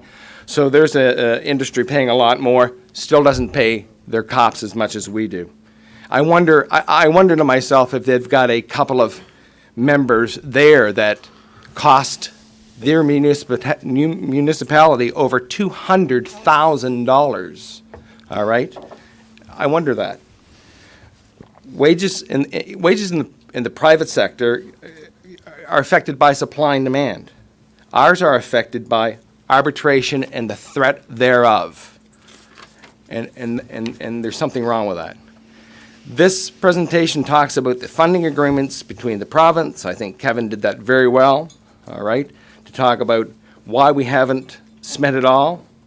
It's grossly misleading to think that we could do that. They audited us. We have said, spend what we can, but they've audited us. It's grossly misleading to think that we could have spent that all. The last part speaks to our budgets in 20 and 21 and 22. We haven't done and made any decision on that. We've put a lot of things forward. The city manager calls it putting in his bucket or pile or whatever. Hopper, thank you, sir. And we haven't done anything. It's a plain and simple scare tactic. That's what's going on here. All right? That's what's going on. Scare tactic. This report, purposely written, misinforms, and purposely misleads and comes to a convenient conclusion. It's everyone else's fault but the unions. Well, the fact of the matter is, there's a lot of faults. There's a lot of different places we need help in the city. All right? There's fair taxation. There's arbitration. There's outlying areas not paying their share. But don't come to this table and mislead people and absolutely outright have untruths there. I'm going to just call you on time there, Very good, Councillor, sir. and come I'll back and around. finish. Yeah, Thank you. thank you. I'd like to respond to some of those comments. I think it was their comments. Thank you. Deputy Mayor? Oh, thank you, Worship. Well, first of all, I'd like to recognize the members of our unions here, the police and the fire and Local 18. And I appreciate your presentation. Many of the issues that you spoke to us about are issues that we would like to overcome. We're in a situation here in the city now that, because of all the work that we've done in the city in the past, we have a problem for 2021. But these issues like heavy industrial taxes and so forth, which haven't been proven, that the industry is wrong. So we have to think about working on that with the province, and we've tried to do that. And I want to say that I believe, and I've been around for a while, so I'm a bit older than you are, Mr. Davis. I'm going to call you Michael because you're much younger than me. But, this council has really worked with the province to do these issues, get tax reform, and to try to sort out whether heavy industry, who we appreciate having in the city, because many jobs are, by our heavy industry companies. But we have to work on these issues the same as all you people have to work on them too. So we can't just make this law ourselves. This is all provincial legislation. The same as when you talk about St. John Energy. We can't take dividends from St. John Energy because we haven't got that legislation in place. So it's up to the province. We don't have the authority to just wave a wand, and the unions should all recognize that. We're all working together on these problems. But some of the things that's in the report, you may be blaming us for them, that we're not working on them hard enough. And I think everybody, including the mayor, city manager, staff, and all the council, have really worked with the province. We've had more meetings with this premier and government than I can think of any other government that we had. And I mean, that's how we're going to work these issues out. Whether they'll be done in time enough is the big question. Whether we'll have these accomplished so that we don't have to make all these cuts for 2021. That's the issue. There's no use of blaming one another. I mean, the debt that the city has is because they've spent doing projects over a number of years and to build the city up for everybody that's lived in this city. So we have to recognize that, and the unions have played a role in that as they're part of the city. And I think that we have respect for you, at least I do, and I think that working together is how we're going to do this, not blaming the province or blaming heavy industry, which I hear quite often. Heavy industry provides a great number of jobs in this city, and I don't know if they're unionized, but I know some of them are. So, I appreciate that. So we can't accomplish anything by just bad-mouthing somebody else. And you have to understand that this mayor and council have really worked hard with this province. And it's not just the government that's there today, it's the governments before that government. We've made more progress in the last 6 months or year with the provincial government than we have for years and years. And I really believe that. I mean, Brian Glant's government, the Liberal government, helped us out. Blaine Higgs has been meeting with us and working with us, trying to solve these issues. And I think all of our citizens understand that. So, And am I over time? yes, you are. I'm going to think. Well, I'm not quite finished, So but what- almost finished. I only have one more issue, and you have to appreciate where I'm coming from. In your report, which is very near the beginning, I just need to make this point. You said the majority of our unions live in the city. Well, Local 18, I can agree. They do. Fire and police, I'm sorry, fire and police, you don't live in the city of St. John. And if you want to support the city of St. John and contribute and make this a better city, you should live in the city. So when people say to me they love St. John, they want to support St. John, they want to be loyal to St. John, the only way you can really do it is pay property taxes in the city of St. John. Okay. End of my message. Okay, Thank you. Councillor Sullivan? Thank you, Your Worship. Unfortunately, there are a couple of, well, this is the fortunate part. There are a couple of things in this presentation that I think are really supportive. Certainly the support for tax reform, and very quickly, but the support for leveraging St. John Energy and having some of their success benefit the citizenry of St. John. Unfortunately, I'll call them errors. The number of errors in this report make the entire report suspect. Certainly our staff has done a good job of pointing out many of them and doing a much better job in technical language of explaining why the errors are there. But somebody reading this online or watching this presentation could easily be misled to some of the things that have happened and that council has done. Asking why have you stopped lobbying for tax reform change is like asking somebody, when did you stop cheating on your taxes? There's an underlying assumption there. Anybody who's watched council for the last 2 years has heard Councillor Armstrong remind all of us how we are lobbying for tax reform, let alone all the extra work that's going on. He has been loud and proud to make sure we are lobbying for tax reform. Negotiated special water rates was just an error because the industry rates are now by law. There is a small word that I have learned in my lifetime makes a huge difference. When you say will versus may and list a list of cuts, that is entirely an error. We have been talking about things that we have been talking about.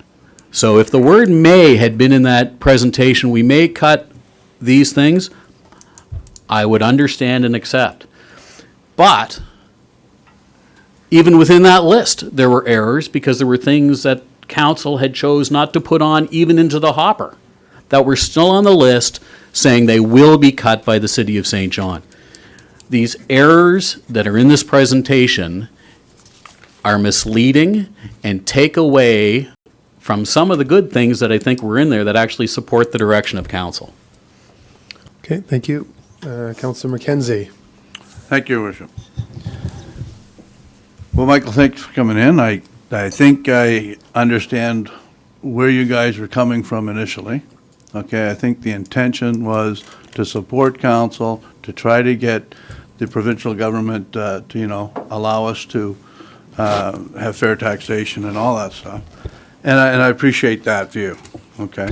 I think where the train went off the rails is when you attack the city for not doing what we've been trying to do so hard for 3 years. And as a city manager, eloquently said, there was a hearing in Fredericton. All of industry was there. There was a couple of cities there. I don't know if you guys were there or not, doing presentations on fair taxation. But this venue of city council is not where your voice needs to be heard. Yeah, we can hear your voice. We understand. We're citizens too. Okay? But the changes that we need come from the MLAs. They're the ones that need to hear the voice. Okay? So I can appreciate the initial thoughts and everything and your support that way. There is a lot in here that could be misconstrued or inappropriate. But I'm not throwing the baby out with the bathwater. I mean, you're trying. You're a little late in the game. You know, I know your negotiations are coming up and all that, and the heat's on. I get all that. But this conversation's been going on for years. Okay? This council, the former council started it, and, you know, to say that, you know, we got over $600 million in surplus, well, that's just, you know, that's coming from a misunderstanding of what you're looking at, okay? And there's people out there, as other councilors have said, don't have anything to look at, they're just going to believe it. And that's just wrong, because it's so far from the truth, it's crazy. So, you know, I guess I want to go back to one slide. You talk about LNG, okay? We did, you know, make a little bit of progress on that file. But I guess in your research that you did, and this is just a yes or no answer, you don't have to go into a, but did you find out if LNG actually pays provincial sales tax, or provincial tax, property tax? Are you talking, I get no mic. Yeah, you're It's on on. there, yeah. Yeah, do they pay Are you provincial talking tax? about, which company are you referring to? Repsol LNG, well, Repsol owns 75% of it, okay? And we did have an issue here municipally, which we tried to fix. We did end up with a little bit of gain. But my question to you is, in your investigation for this, you know, presentation, did you discover whether or not LNG actually pays provincial tax? I'm not sure if they do or if they don't. I heard that they don't. Yeah, it's my understanding I don't that know they for don't. sure. So by coming here is great, but if you take that voice to Fredericton and ask the question, why aren't they paying their fair share of taxes? Those are the guys that have the power to make the change. Okay, thank you. Okay, thank you. Thank you, Councillor. Councillor Hickey? Thank you, Your Worship. I'll try and be quick. I know certain pieces of the presentation were elaborated on to add a bit more fact. I was a little disappointed that didn't quite have the same level of analysis, but understand that, you know, we're speaking the same language here. We're having the same conversations here as you've presented tonight. At the end of the day, the conclusions are the same for us when it comes to property tax reform. And the point is clear. Tim Hortons at the end of the causeway pays more in property tax than the tanker terminal right beside it. In what city does that make sense? And, you know, and I think the point is clear from council that we need to have a united front as a city in advocating to the people that have the power to do this. You know, we talked about the hopper, and I think I've made it clear, but I hate the hopper. I'd like to eliminate the hopper entirely because I don't want to put a single thing in that hopper. Yes, we have our efficiencies that we need to make and our changes there. But eliminating that hopper and eliminating those conversations lies in both growth but comprehensive tax reform. And I think we are united as a city on that. We are united in understanding that we need this tax reform. And please don't think that your city council isn't doing anything to act on property tax reform. Whether it's numerous meetings between staff and provincial staff, us meeting with elected officials, it is consistent. And I'm of the opinion that we are making slow progress, but there, as you know, there's a lot more to be made. You know, in an understanding of that comprehensive tax reform, I think, you know, we're a prisoner in this as much as you are. So don't ask another prisoner to take your handcuffs off, right? We need to go to the prison guard, and we need to get the prison guard to take our handcuffs off, because that's where the solution lies. You know, and I guess my question is, I'll ask you this, you know, are you and your team ready to focus your energy, because we need your energy, on the province?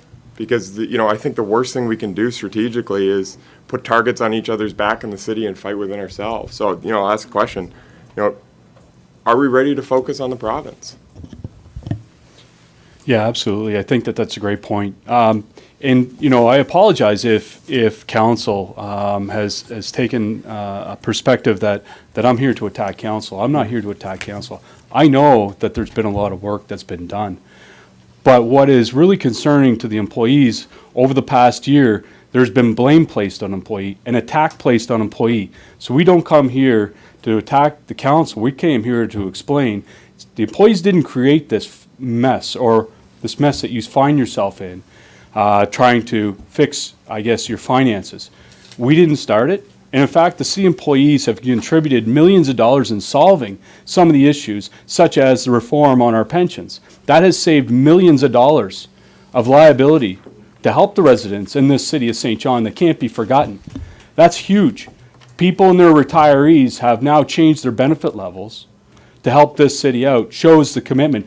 But when we're being attacked in the media for being the cause of the financial problems, and we're going to be attacked and blamed, and of course, we're going to expose what's really going on here. It's not us.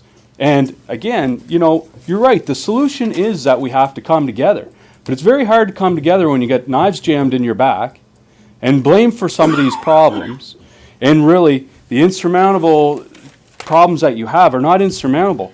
But it's not the Delta problem from the employees. It's heavy industry not paying their fair share, and you're absolutely right. We're here to try and find solutions. We think this should be the municipal election issue. And that's, and I think that's got to be the common goal there, and that's got to come together and be the common understanding that we're in this fight together.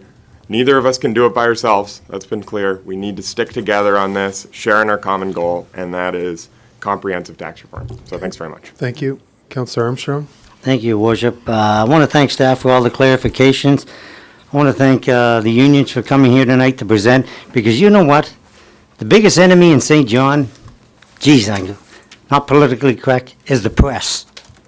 We're fighting the press and the message. And the message is heavy industry does not pay their fair share. There's no ifs, ands, or buts. They don't pay their fair share. And I'm not blaming heavy industry. Because if we let it happen, they're in business. That's how it works in the real world. They'll take advantage. And we have to concentrate on the provincial government, and that's where we're hamstrung, just like every other council said here tonight. And this council would ask for the support of the unions to get this message out. Because who knows what's going to report in the paper tomorrow? That we have $698 million surplus where we know it's not right? Well, that's not right, so how about reporting that? Okay? But we need the help and the fair taxation and the assessment. That's what we need, and we need to work together with the unions. So the money that this city deserves and has, and I don't mean the city itself, I mean the heavy industry. People don't become billionaires in heavy industry by not making money. It's fair taxation. I say it every 2 weeks. Thank you, Councilor Sullivan, for pointing that out. And I'll say it every 2 weeks as long as I'm sitting in this chair. But we need help. And it's the provincial government. Just for the fact, 45 times the law has been changed in that city of Fredericton, the capital. And guess what? Not once in favor of the taxpayers that bear the load. So that's where my focus is. We will sort out all the other things. Thank you again for the staff for the clarifications. I don't want any knives out. I just want to fix this problem. There's lots of money to be had in this city if we get the right deal from the provincial government and we know where we have to go together to get it. So thank you. Thank you. Councillor Strobridge? I don't really have anything new to say now because everybody else has covered so much ground. I just, would like to recognize yourself and all of our unions and our employees. Again, I'm talking into the mic. I'm not talking to you. It's tough. It's tough. I couldn't imagine, being someone who works here, with this looming over your head. Yeah, I completely understand. it's just a reality that we're facing. I mean, listen, I live here too. I have a house here too, just like all of you. And, you know, I don't want to see all kinds of reductions of services because I got to live here too. I'm not immune to any decision that I make here. When I walk out this door, I'm just a taxpayer like everybody else. But it's a situation that we have. Property tax reform, thank you for saying that tonight. You know, I've seen the St. John Police Association even say it. Yeah, we all agree. You're preaching to the choir about that. We all agree that's got to change, absolutely. And whether the province actually does is beyond our control. We're just lobbying them. You know, they could come back and say, yeah, this is what we're willing to do, and it may not help us one bit. And we're powerless. And, you know, the property tax reform, we're the ones who started that drum. We're the ones that started that war cry. And everybody else joined in. We're the ones, you know, who put it out there. And, you know, you hear Councillor Armstrong say it every meeting.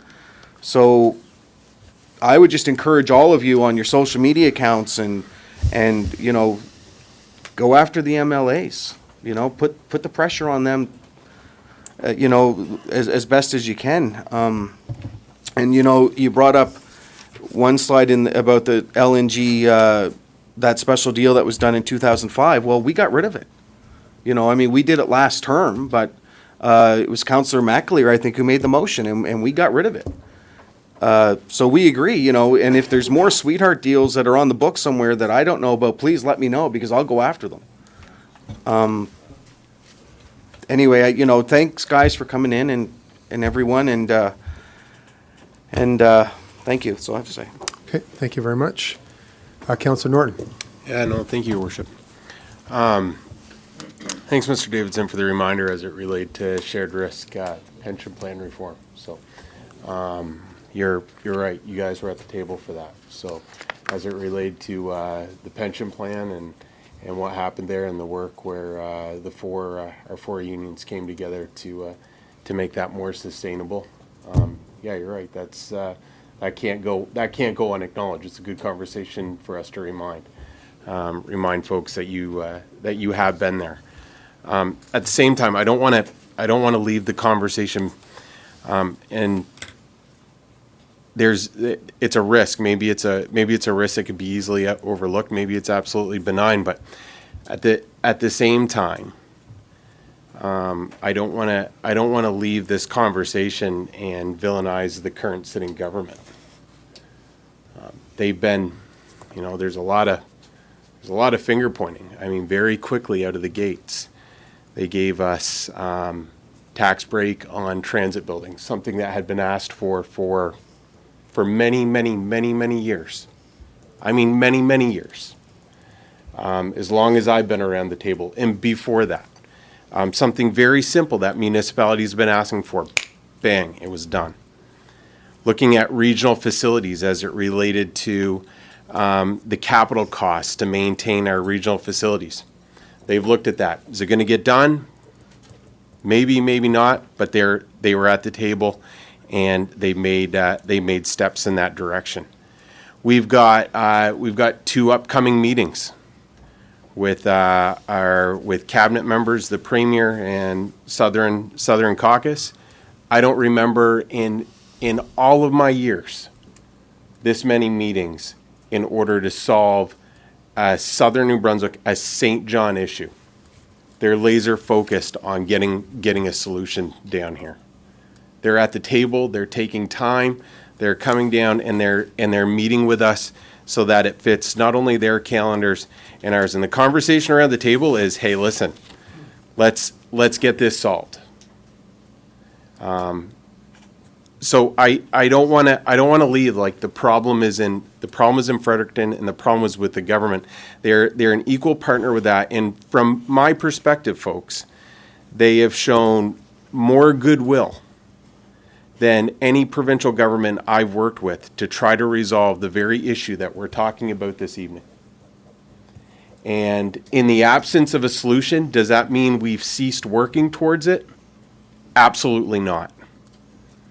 Absolutely not. But I can tell you the sweat equity going into it is tireless, continuous, and will bear fruit. Thank you. Okay, thank you. Councillor Reardon. Thank you, Worship. Excuse me, thank you, Worship. I'm not going to be able to look at you. I wanted to thank you and everyone for coming in tonight. You know, divide and conquer is an old strategy, and it always works. And so I want to work with you guys. And the unions are strong in St. John, and with your support, I think we really can make a change. And I think we've really got a ball rolling now. Like Councillor Norton says, we do have the attention of the provincial government. And so we'll just see where it goes. But from my perspective, and listen, if there's any information that you're not sure you have the right information, our staff is always available. I'm always available. I'll do what I can to get you information if you need anything. I'm happy to work with you any way I can. So I just want to make sure that I say thank you to everyone that's come out tonight. I really do appreciate it. It's not where we're going this next couple of years. It's not easy for any of us. But as I said earlier, I try to make the best decisions that I can based on the information that I've got. I'm trying to make informed decisions. That's where I'm going. So that's why I want to get as much information and work with you guys. So thanks so much. Okay, thank you, Councillor. Okay, thank you, Mr. Davidson, for your presentation. Appreciate it very Could much. I clarify one point that was raised? Sure. Good. I guess I would like to clarify, you're right, it's not a $698 million surplus, you're absolutely right. It shows that on the bottom line. But the last 3 years has gone from surplus in 2016 from 15.9 million to 20.6 million to 22.2 million at the end of 2018, not 698. So you're right. No, it's not correct again, but thank you. Okay, I'm going to ask the commissioner, folks, I'm going to ask the commissioner just to respond again, please. 1 second. There you go, Kevin. Through your worship, I guess I'll just reiterate this. This surplus is an accounting surplus. It's not based on the same basis of accounting that we do for budgeting. It represents 16 different agencies. It's got complex accounting adjustments that have nothing to do with how we raise taxes. It's apples and oranges. And I can certainly understand by looking at audited financial statements that you would see that number and it says the word surplus and it sticks out as something that maybe is a surplus or with respect to the amount of cash that the city has, but it simply isn't. We also have our general fund statements audited by our auditors, and the deficit that I mentioned at the end of 2018 of $119,000 that's on our budget is an audited deficit number from a tax perspective. So again, they're complex, sophisticated statements. They are difficult to understand. I can appreciate that, but we didn't have a $22 million surplus in the general fund. Okay, thank you very much. Thank you very much, Mr. Davidson, for your presentation tonight.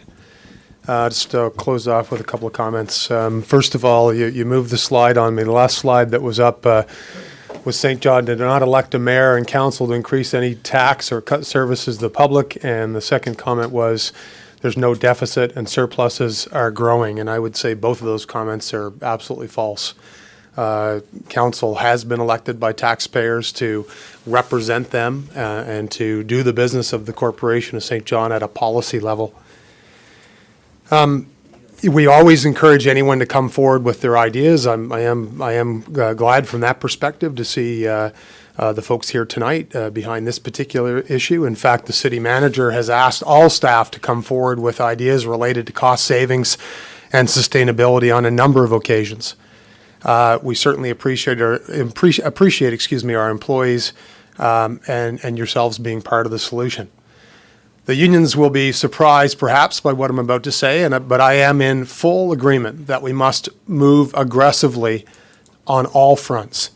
That includes tax reform, which remains our top priority as we've heard tonight. The ball rests entirely with the province, the way I wrote this today, entirely in the province's court, and we're staying in close contact with them. But I think, as Councillor Norton said, we have to recognize that we have, I'm new to this role, but in my understanding, the first time ever a written commitment from a sitting premier for comprehensive tax reform. I would say that we've appreciated your presentation tonight, but you've presented to the wrong group. Hopefully you're presenting to the PC caucus, to the Liberal caucus, to the People's Alliance Caucus and to the Green Party Caucus. On top of tax reform, that we also need to develop new sources of income and manage our expenditure pressures. $100 million has been paid out in wages above inflation in the last 15 years. And that's left taxpayers behind. We must follow provincial law and deliver a balanced budget. There's no choice. All of the information presented by the presentation tonight is public, all of it. Nothing is hidden. In fact, as we've said earlier, much of the information in the presentation we've seen was produced and made available by city staff, and you certainly did acknowledge that, Mr. Davidson, throughout. We've had productive conversations with the Premier and Minister Carr. We're asking the province to examine contributions to property tax, including things like tax assessments, tax policy, tax distribution. In fact, some of you were in the room for the Budgets and Beers events where we were asking for your help there too. And again, I'd say join us, and I'd ask every citizen in the city to join us in the call for tax reform and the other reforms that we're asking for. The city, the Commissioner of Finance made comments about St. John Energy. I won't repeat those. You've heard me say that as mayor, I'm committed to living my values. That includes telling the truth to taxpayers, always.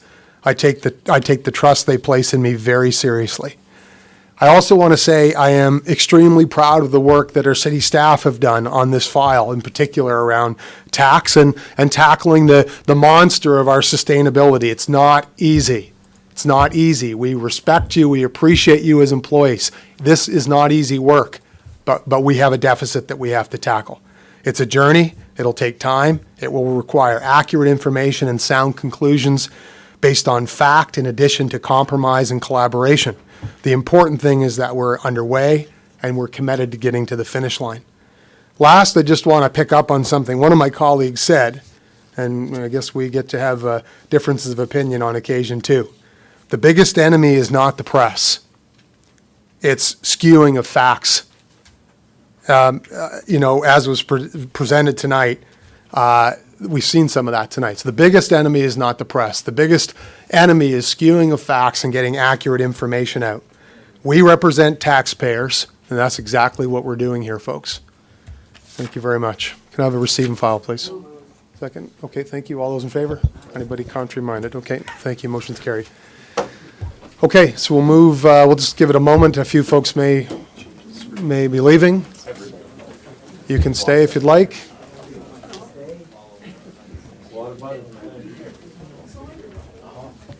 Oh, sorry.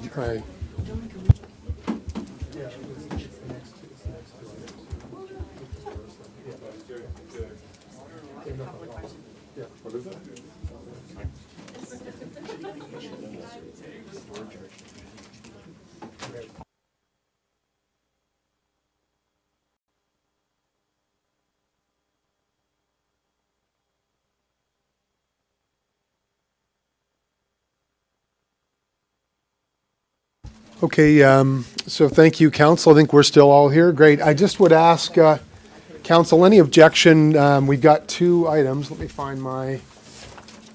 next up are the consideration of bylaws, and I just wonder if you would have no objection if we can just move the BIA up just to the first item. We've had some folks waiting. Okay, thank you. On that question, all those in favor? Anybody contrary-minded? Okay, thank you. So next item, Common Clerk, we'll get you a microphone. Thank you. Okay. Yes, Your Worship. Item 10.2 on your agenda is the 2020 Business Improvement Area Levy. And as Council will recall, this came to Council in December. Council signaled its intention to approve the budget, and the Clerk's Office, according to legislation, advertised the budget as required. We did not receive any written submissions from any parties living within the BIA.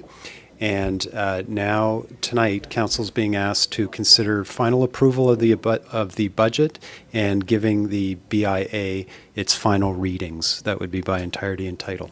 Okay. Third reading by entirety. I'll move the budget.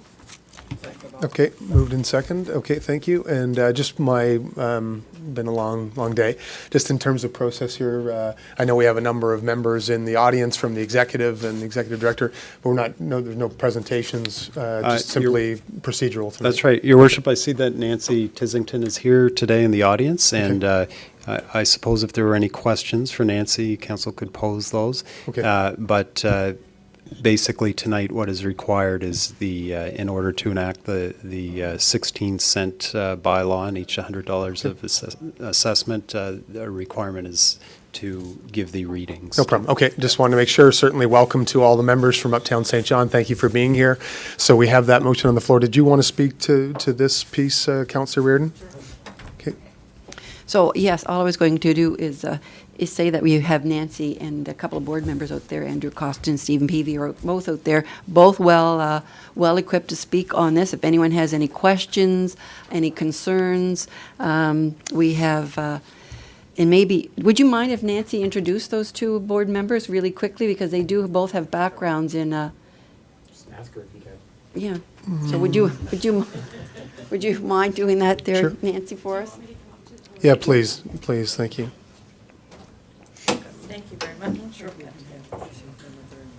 Hi, This Nancy. is on the budget, though, right? Hi, it's Nancy Tisington, the Executive Director for Uptown St. John, your local business improvement association. Through you, Councillor, or through you, the Mayor, to the Councillor. We have Kevin Lockery, who sits on our executive.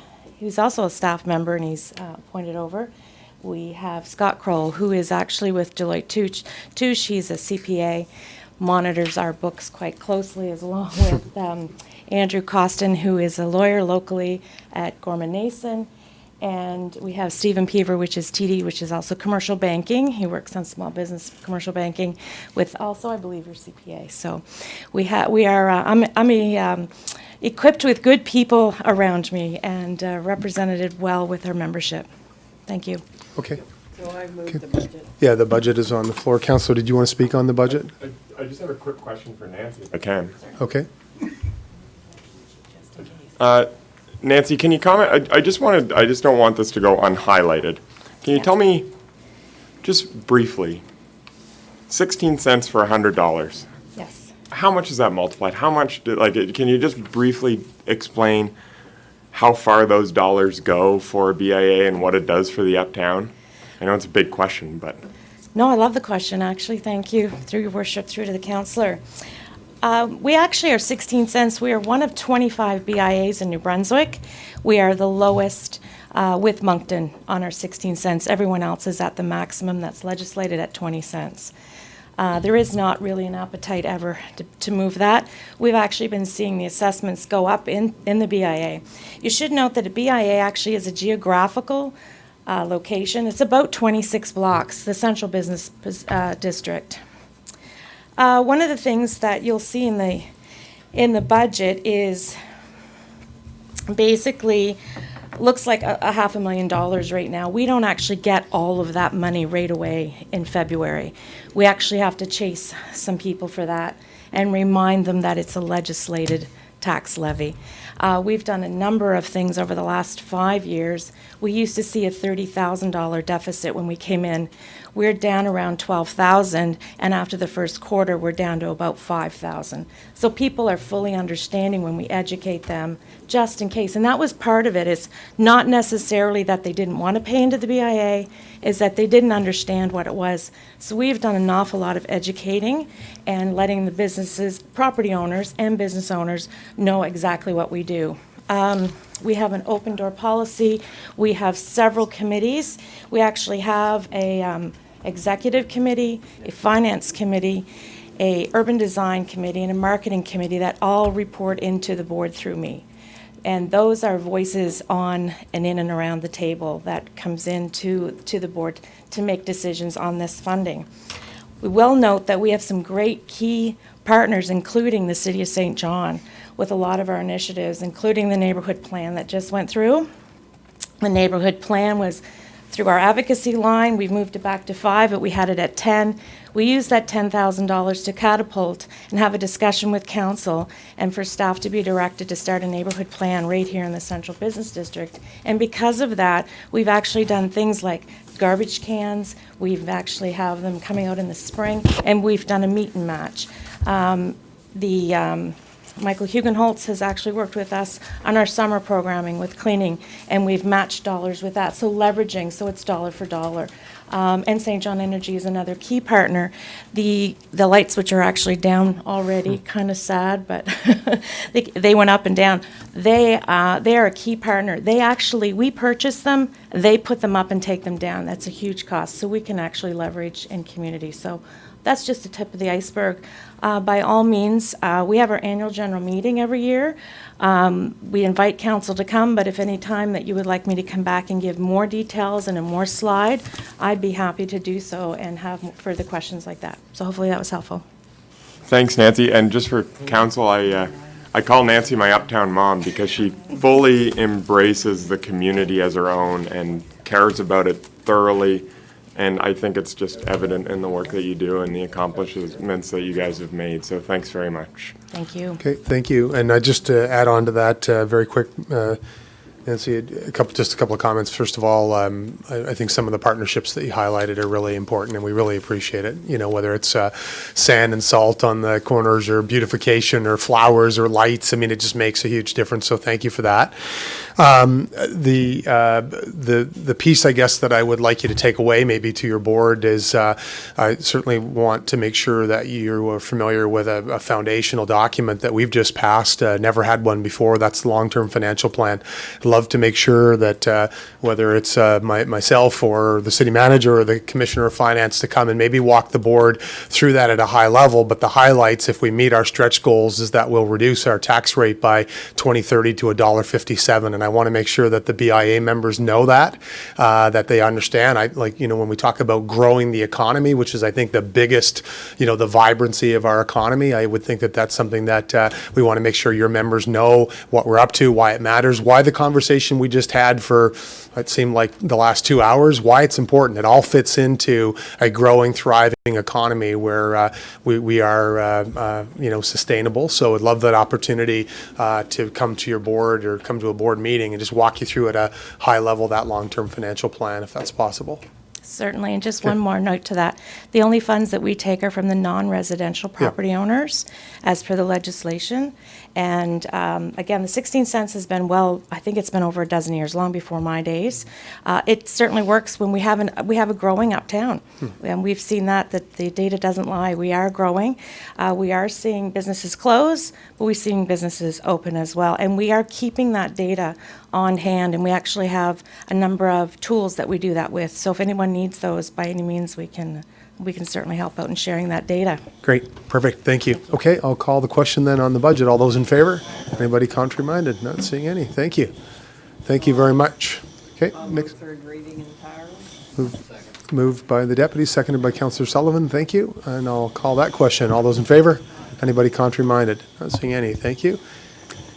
A law to amend bylaw number BIA 2, Business Improvement Levy Bylaw, be it enacted by the Common Council of the City of St. John as follows. The Business Improvement Levy Bylaw, the City of St. John, enacted on the 3rd day of January 2006, is amended by 1, repealing Section 2 thereof and inserting the following: 2, a levy of 16 cents for each $100 of assessed value is hereby imposed for 2020 upon non-residential property within the business improvement area established by bylaw number BIA 1, Business Improvement Area, bylaw enacted on the 5th day of January 2004. Perfect, thank you. Thank you. Moved by the deputy, seconded by Councillor Sullivan. Thank you. On that question, I'll call all those in favor. Thank you. And anyone contrary-minded? Not seeing any. Thank you. Motion's carried. A bylaw to amend bylaw number BIA 2, Business Improvement Levy Bylaw. Wonderful, thank you. Okay, next item. Your Worship, next item is 10.1 on the agenda, and it's St. John Heritage Conservation Areas Bylaw. This one is going for 3rd reading, would require a reading in its entirety and by title. This has been advertised, so we can read a summary version of it. It's much shorter. Third reading by entirety. Okay, moved and seconded, thank you. Councillor Reardon, did you have a question on this item? Okay, thank you, and then Councillor Armstrong, thank you. Councillor Reardon. Okay, my question for staff is, in my kit, I've got the definitions of the heritage conservation areas. So the heritage conservation area means a cohesive area of continuous streetscape. So when it says about a continuous streetscape, what does that mean? Where's my staff? Oh, they're there. Oh, Emma. What I'm wondering, when it says, use the words continuous there, is, does that mean that could there be an empty lot beside it or not? What does continuous mean? Oh, excuse me, Ms. Sampson, podium, there you go. And the reason I ask this, I guess, is when you look at the map, you have King Street, and it's interrupted by King Square, and then it starts up again on Sydney Street as King Street again, but east. And that first block between Sydney and Carmarthen, on the one side is the Loyalist burial grounds, and on the other side, there was nothing for a long time except for the side of the courthouse, and you could see the back facade. So, like for me, if the rest of the street is, I can't see breaking it up into blocks, so I'm worried about the word continuous in that, and whether that would be an opportunity if there's a vacant lot and you're on the corner, all of a sudden you're not in a heritage conservation area. Certainly. Through your worship to the councillor, the intention of the use of continuous is really determined by the boundaries and not necessarily by the contents of the individual lots themselves. The use of that phrase was really to prevent a future situation where we end up with a collection of individually but disparate properties, such as on Douglas Avenue. We see the wider benefit in having that continuous boundary rather than individual properties piecemeal. Okay, I'm good with that. I just don't want this language to be manipulated to remove a building, or, because when we looked at, not that you could make a parking tower a heritage per se, but like that was a tricky block when IOL put it on there because it had nothing on it, although it's still, for me, it's still part of King Street, and it's King Street East, so like, you know, I voted for that anyway, but I mean, I do struggle with those things when you start pulling little bits and pieces out. Yes. So I just wanted to make sure, I don't want to get boxed into a corner, I guess, of having to do something because of language, so I'm good, I guess. Thank you, Emma. Okay, thank you, Councillor. Councillor Armstrong. Thank you, Worship. I just have a question, or if I'd like to table this or whatever we can do. It's been brought to my attention that we have a 15-meter limit, which is roughly 40 feet, correct? No. That's another item? Am I on the wrong item? Can we just, okay. I gotta get off the drugs. No. Okay, sorry, so let's, folks. How'd they report that too? So it's not, you don't think it's related to the heritage? Your question is good. I apologize. Okay, thank you.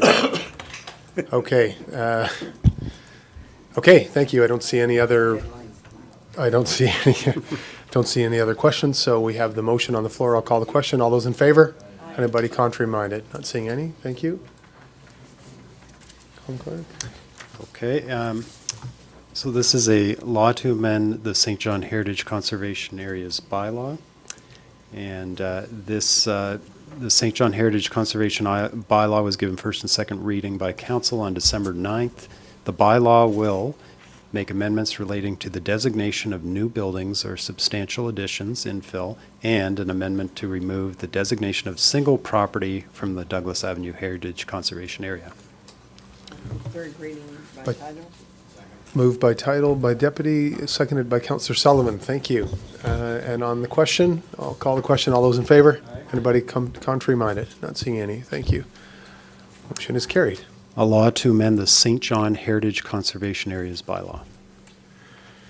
Okay, wonderful. Thank you. Next item.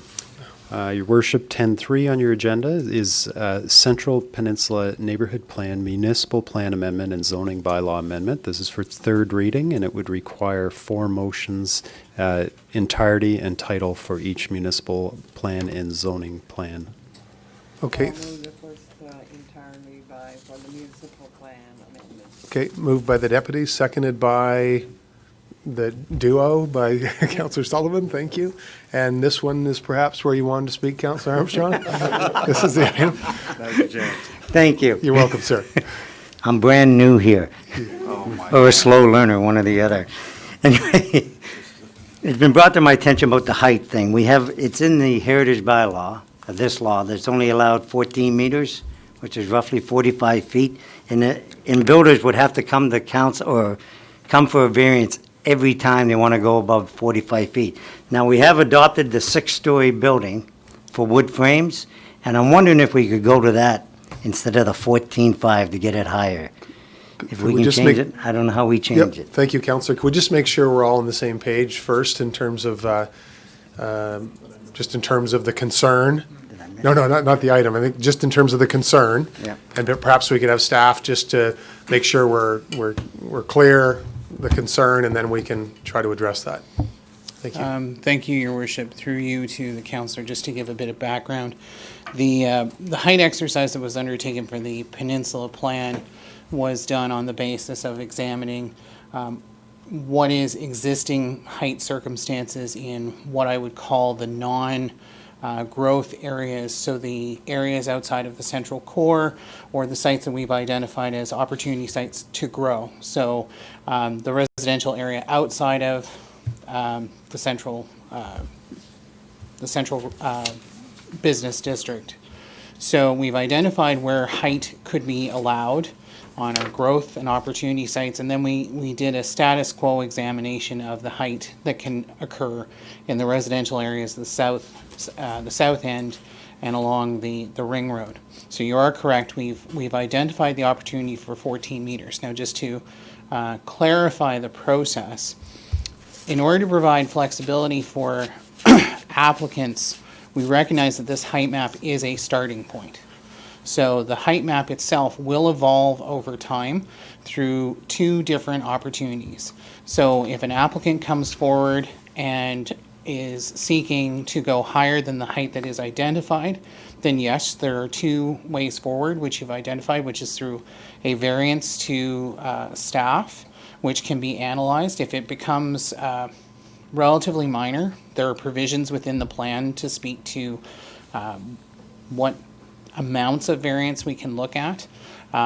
Then once you start getting into sort of excess amounts of height, we would then look to the second opportunity for flexibility, which is to then do a map amendment.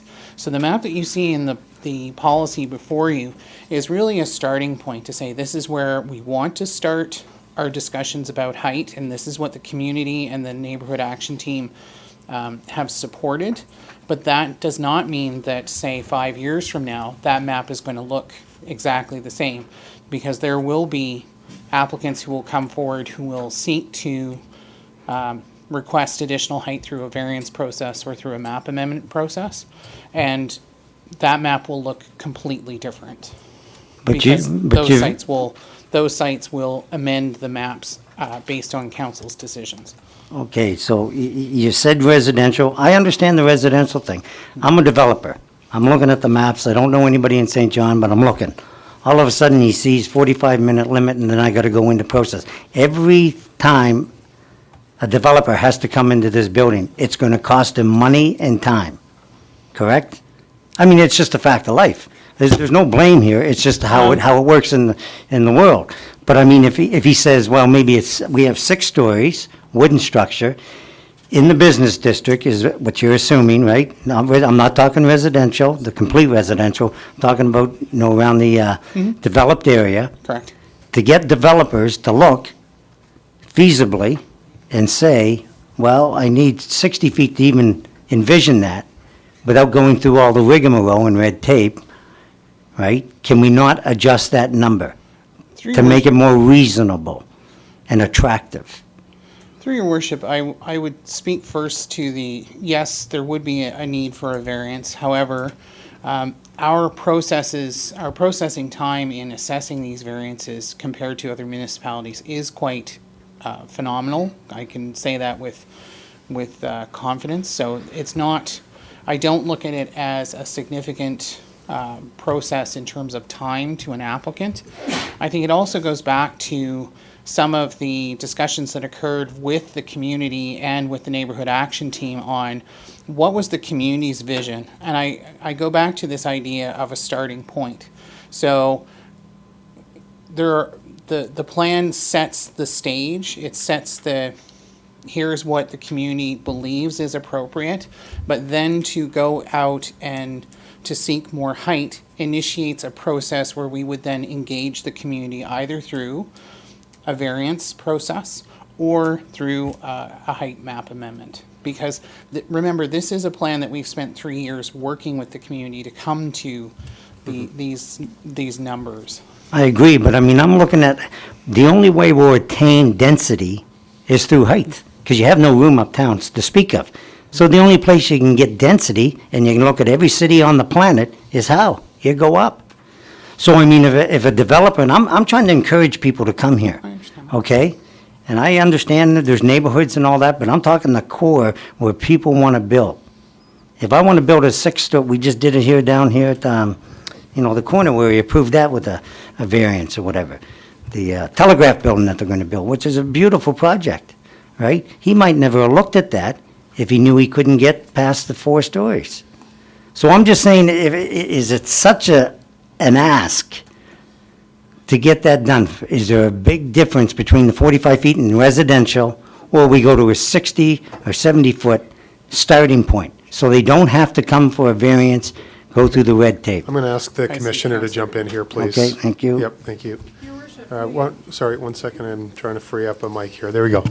Your worship, through you to the councillor, I just wanted to clarify, and it's helpful if you look to your package on Schedule G, which is the Central Peninsula maximum building heights map, that most of the peninsula, in fact, the Central Business District, Uptown Commercial Core, actually is included. The heights vary from more than 60 feet up to 120 feet. So it's quite there's quite a significant amount of height and density provided within the Central Business District. I think the area that you're referencing, or the figure that you're referencing, around 14 meters, actually applies more to the neighborhood areas, the residential neighborhoods. Yeah. And that really reflects, and is similar to what would have existed as a standard in the zone today, to protect the character of those neighborhoods. But as Mr. Melanson has indicated, even within those areas, there is the ability to request a variance. There is policy set out to how to manage that going forward. But there is significant density permitted under that map within significant growth corridors, both in the Central Business District and along key corridors like Union Street, where that 6-story and even higher than that is permissible. Okay, just one more question. If I'm in the residential area and I have a building that's right there now that's 60-some feet high, without coming for a variance, can I build directly beside it to match that building without getting a variance? Because the building beside me is already 60 or 70 feet beside me.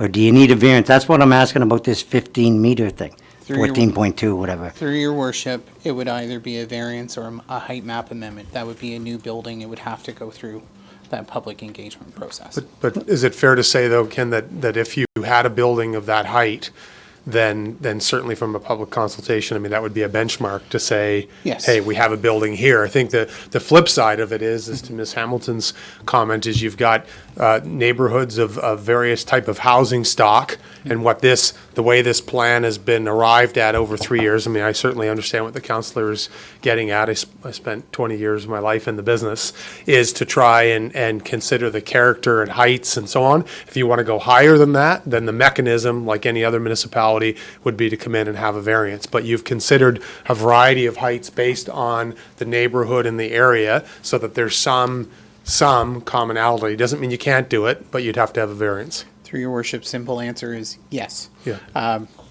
What you're basically saying is that building would establish a contextual relationship that we would then use to assess your variance. So are you asking for a variance to the height standard when there is no other building that establishes that relationship, or no, you have a building next door and it speaks to context and character?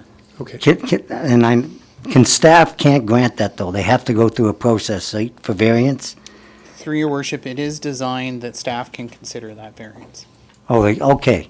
Well, that tells me a lot, because then there's the red tape. It's up to you guys if we have that kind of freedom, instead of I had to go through a variance for my thing.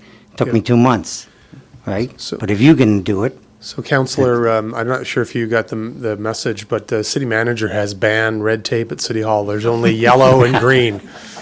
Just slow you down a little bit, and then it goes right to green. Let's get that message out. Yes, it goes right. No red tape. City Hall's banned red tape. Hey, thank you. Thank you for the questions. Thank you. Okay, sorry, the whole board is lit up. Okay, 1 second. Councillor McKenzie. Thank you. Just a question, because my eyes are bad. This new project that's starting, I believe it's up around King Street East. Mr. Wilbur's. The what? Mr. Wilbur's project? Yes. Yeah. Mr. Wilbur's project. Is that in yellow here? Let me just get the map up here. Yes, Through it your is. worship, that's correct. Yes, it is. It's in yellow. Correct. So that's 14 meters.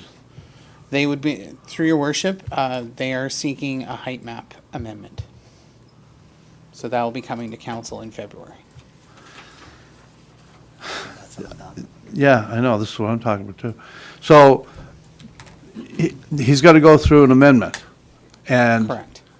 we haven't passed this yet, but he's invested the money, he's going to do the project. But after the fact, he's got to come and get approval for it. So through your worship, as I For mentioned. the height amendment. As I mentioned earlier, it comes to, if I use the example that we had with Councillor Armstrong, that's a situation where a site-specific height request has been made on a location where you don't have the benefit of another taller building next door. So we've taken it through the process of a height map amendment to assess the impacts of that increase in height with the adjacent area itself, which is one of the options that is available through this process, Right. where you're asking for a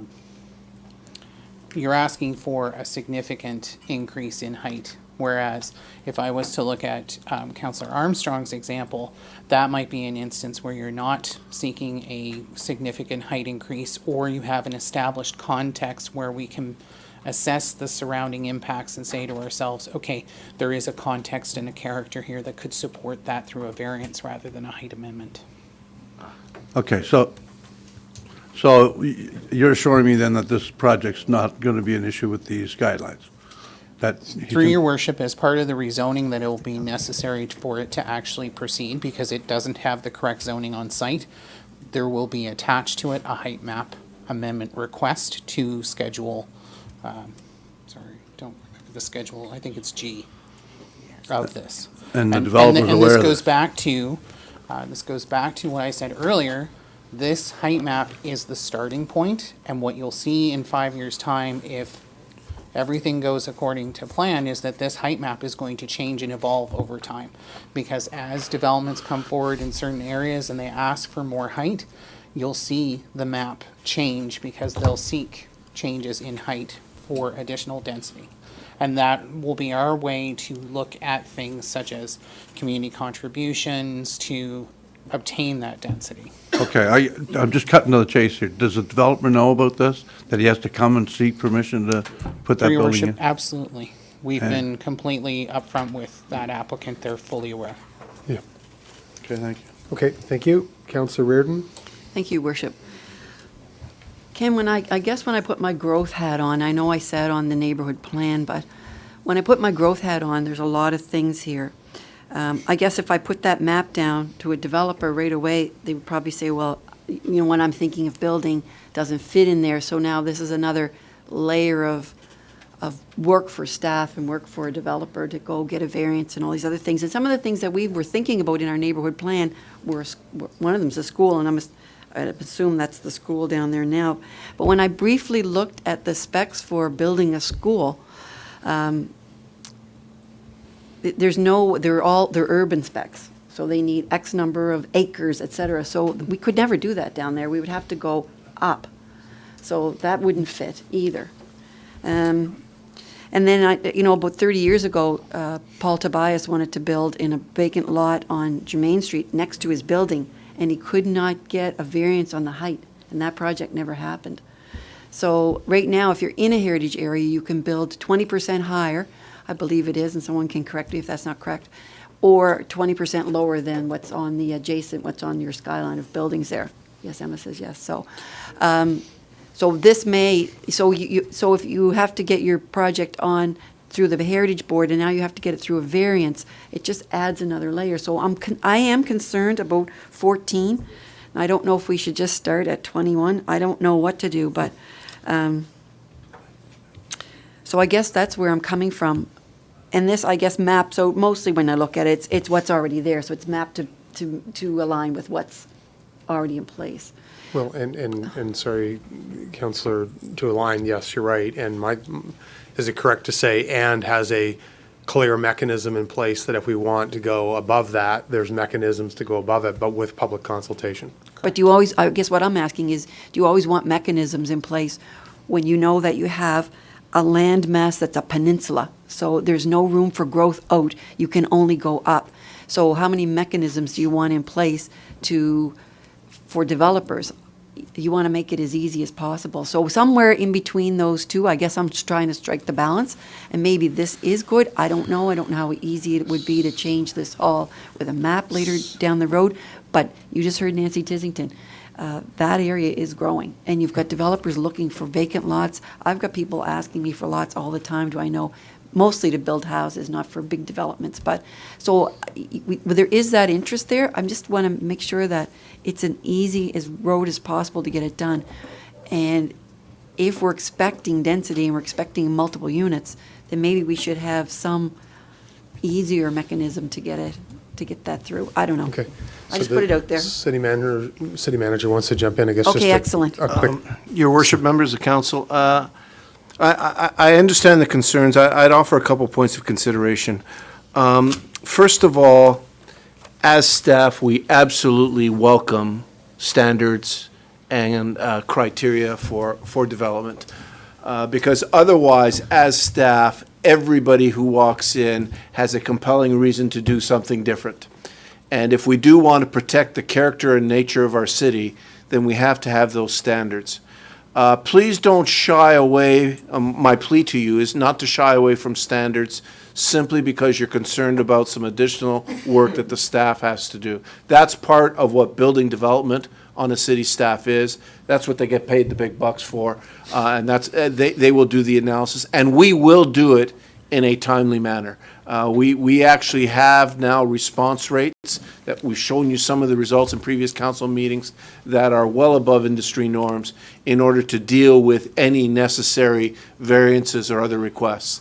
I would also remind you that this plan, the neighborhood plan, is the result of 3 years of consultation. If you truly wish to make a change to it, I would be recommending to you that we have to restart or revisit that consultation, which will further delay the issuance of this plan. Quite frankly, to put it easier, it's easier to deal with a couple variances because there would only be a couple in the area we're talking about than to go through all of that again. Thank you, sir. Councillor Casey. Well, it's frankly all been said. I don't agree with so much. Yeah, like most of the residential is the smallest we can make it, and maximum building height, and we want density. I don't understand. And then we want to do a variance and possibly make it more expensive to build a building when there's a housing crisis, affordable housing crisis. I don't understand. I would rather do a minimum building height of 14 meters and say, go at it. But I'm not accepting this, thanks. So, folks, look, I'm not sure, appreciate that folks have read their kit and I mean, if we have to, I'd rather put this aside if we have to go back and visit something. I mean, again, to the city manager's point, it's been three years. I don't know if folks have been contacted. I don't know if something's going on. Like I've had, this has been full steam ahead, 3 years worth of work, gotten to here, pulling this together. I just, and now this particular concern, I mean, I guess that right until we vote it through, that's our job, is to bring these concerns forward. But I just want to, if that's the concern, then we, maybe we have to go back and revisit. I don't know here. I just, I feel like I'm missing some context here, Okay, sorry. Yep. Okay. Okay. Yeah, no, sorry. I just was trying to feel out where we were. Thank you. Councillor Hickey. Thank you, Your Worship. Just very quickly, Ken, to sum this up, based in best practices from other communities, based in our consultations, based in your planning expertise, does the variance process and does 14 meters create any extra or undue red tape in this process? Through your worship, this is not uncommon for other municipalities to set a starting point, and then through application review, you identify, okay, someone is seeking more height, so then there are established processes to then amend the map. I can think of a great example from my past life where we passed a plan and then 2 councils later were before them with a height amendment because an applicant was seeking a height change and was fully aware that we had taken it forward with an established height. So you establish processes to deal with that. Excellent, thank you. And I guess, just to make it clear, it is, as the city manager said, it is the job of our team here to do just this, to understand the need for variances, to understand our neighborhoods, to understand our communities, and to offer us the best advice, but to also work with our developers to make sure that we are eliminating red tape and building, as the mayor mentioned, the yellow and green. So I'll leave that aside. I just have a point of curiosity. What's the gray section between Lower Cove Loop and I think it'd be Charlotte Street? Is that the Salvation Army building? No. Former? I'm not sure where you're speaking to. On the Councillor map Hickey. that we've been referring to? Right here, in the middle of there's a gray section. Rainbow. So I'm just curious. I just didn't know what it was. My eyes must be deceiving me. Want me to bring it over to you? No, I'm zooming in as we speak. Oh, is it Rainbow Park? Okay. It was just all lotted up. I couldn't tell what it was. There. Okay, That's perfect. Rainbow Park. Thank you. Okay, thank you, Councillor Sullivan. Thank you, Your Worship. I think it was 2004, if my information is correct, when St. John had a huge conversation about a taller building being denied in uptown St. John. The reason I know this is I was contacted on Friday to have a conversation with a concerned citizen about this third reading, and had a very good conversation with a couple of people on the weekend. And then thanks to our planners, they had some time for me today to help me answer some questions that came out of that meeting. And I guess here's, if I could share my learning with council. At the end of the day, and I know this has been mentioned before, but I think it's important to be mentioned again. This was 3 years of consultation that included staff, citizens, and politicians, and a whole lot of work that came up with this plan. I'd be very concerned about changing or stalling this process based on a conversation, on one conversation that didn't have, I thought it had some good points, and I learned a lot, but it wasn't a conversation that brought out something stellar that had me waving the stop sign and saying, whoa, we need to stop this process. With regards to the heights, here is what I finally came to the conclusion. We have a neighborhood character in all that yellow space. That means all those buildings are that high now. If we were to change it as a council and say, no, it's not going to be 4 stories. Sorry, I can't deal in meters because I can't picture the stories. But let's say 4 stories. No, we're going to approve up to 6 all the time. That means somebody can come in and drop a building that is 50% higher than an entire neighborhood without anybody having any more approval on it. If you want to change the character of our uptown, which is that one growing space that we need to keep growing, have somebody on their own choose the 6-story building that they want to drop in the middle of a neighborhood and drop it in, and we have no say because we approved it tonight. I guess maybe I have the advantage being on PAC. I work with planners a little more, and certainly PAC, who want to see development. And the only thing this does is make sure that whatever that development is appropriate for the area.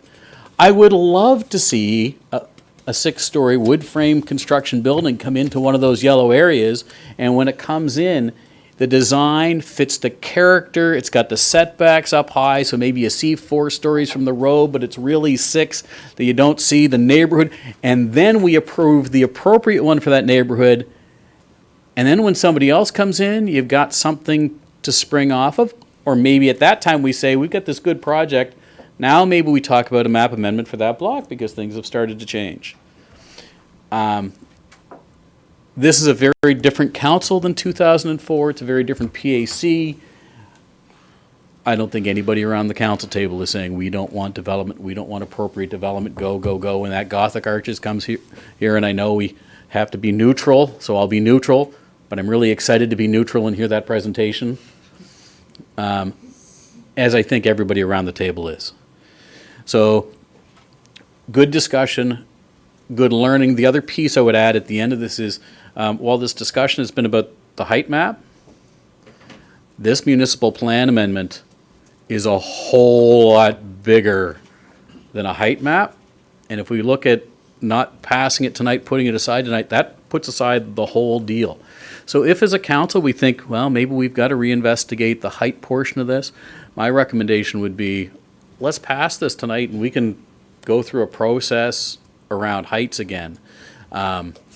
But for this councillor, I'm satisfied. I had a good conversation, learned a lot on the weekend, had a good conversation today with the planners to learn some more, and certainly have listened openly to the debate here and to what staff has presented. So for me, I'm satisfied with everything here and the 3 years of work that all those volunteers put in of moving this forward. I do understand in hearing the concerns around the table, and I guess my suggestion would be if there are councillors around the table who think we need to take a second look at this one piece of this very large plan, that we deal with that one piece separately and as we move forward. Thank you. Okay, thank you. Councillor Armstrong. Thank you, Your Worship. It's not about destroying a plan with me. I had the same conversations as Gary had. Then I called up a bunch of developers. Okay? So, to entice a developer, all they look at is numbers and what's going to work.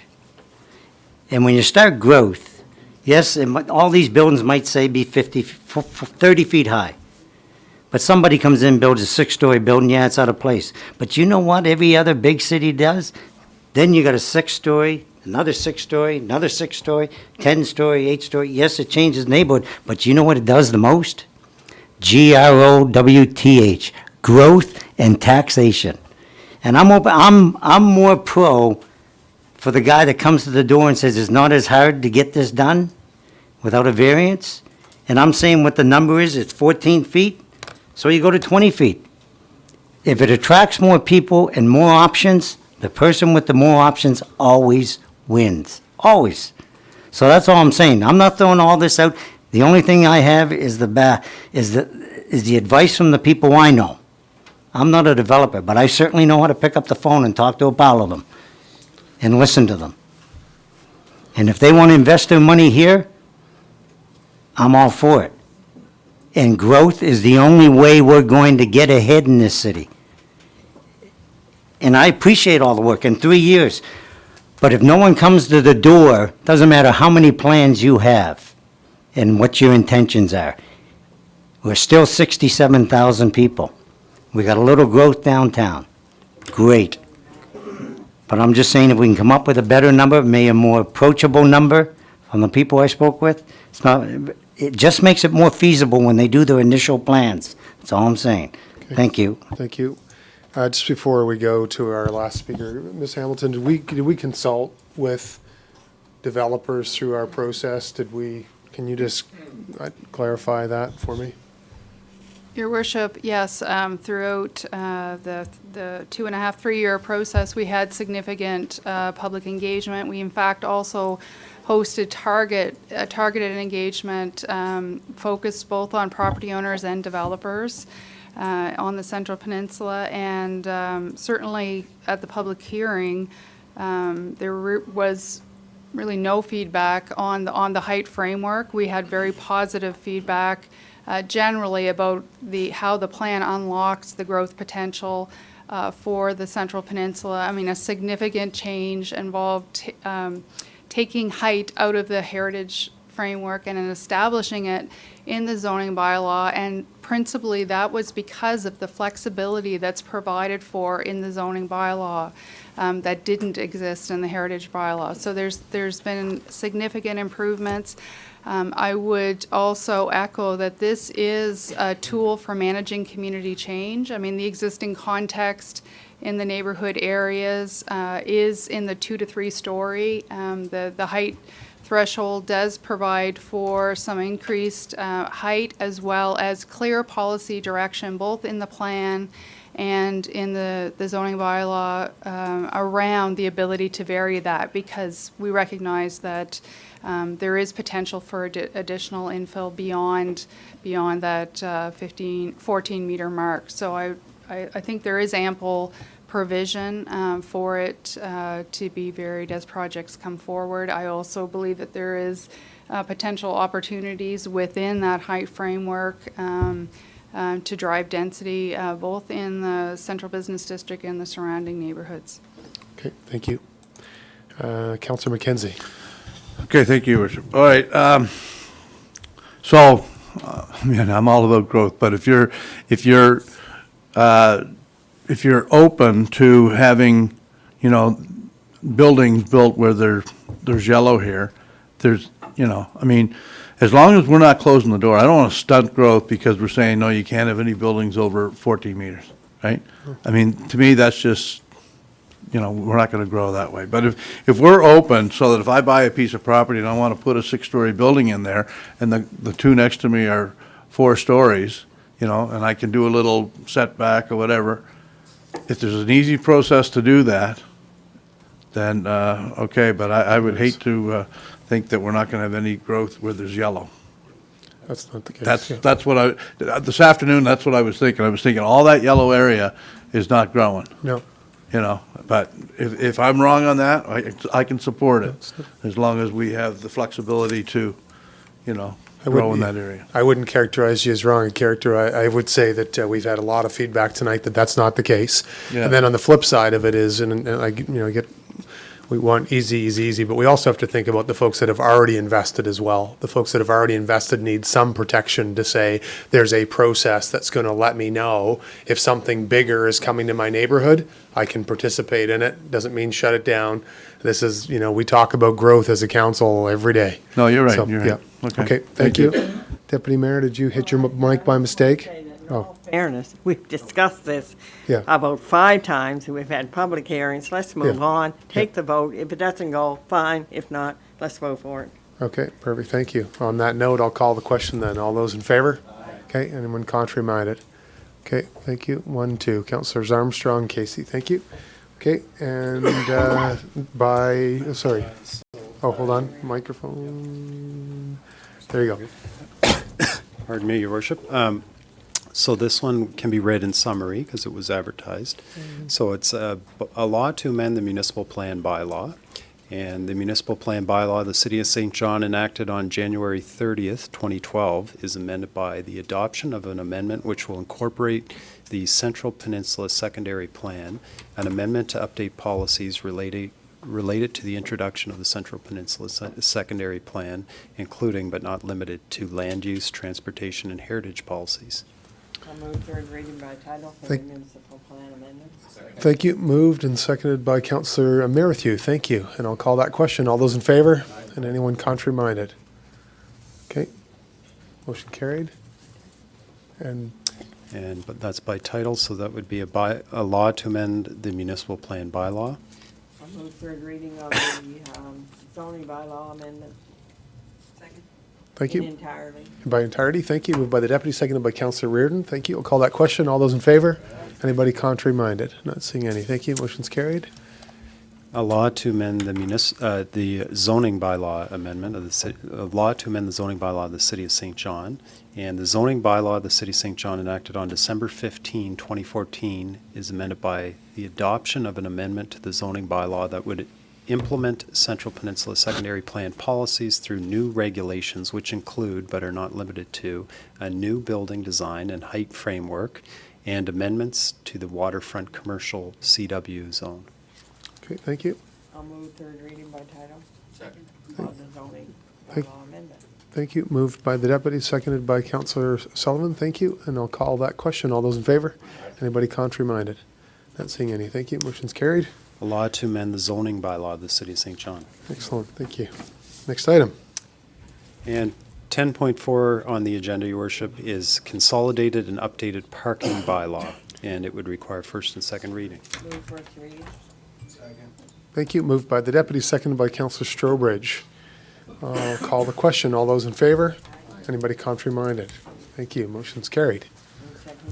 A bylaw respecting the regulations of parking in the City of St. John. Okay, thank you. Moved by the deputy, seconded by Councillor Strobridge. Thank you. On the question.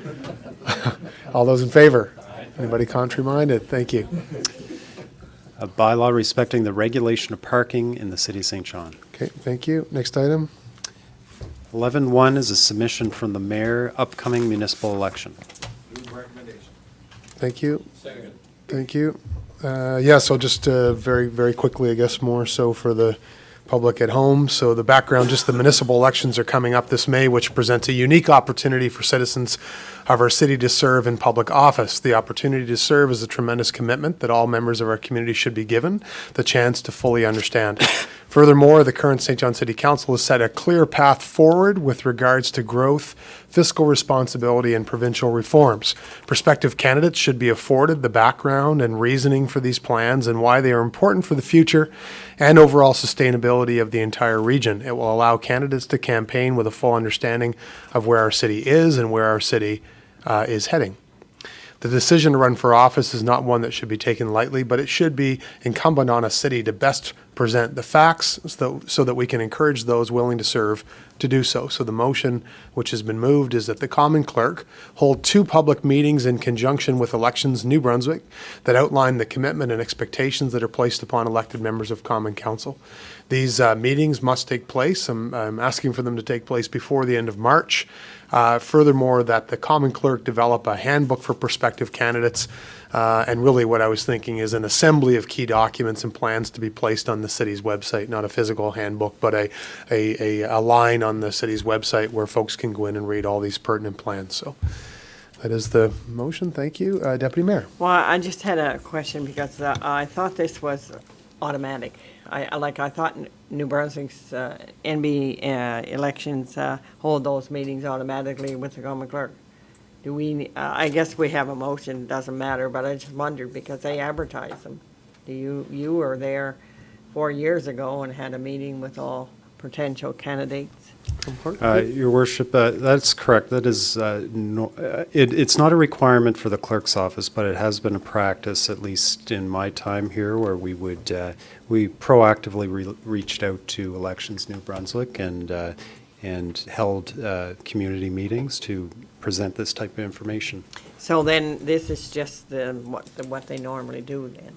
Like I've been to them before where they have them in the council chamber and they advertise them and. This is what we normally do, working with Elections New Brunswick.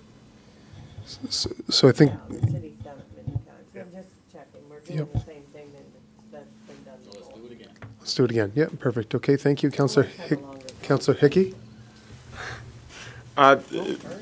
Thanks for this, Your Worship. I have one concern. In the background where we talk, furthermore, the current St. John City Council has set a clear path forward with regards to growth, fiscal responsibility, and provincial reforms.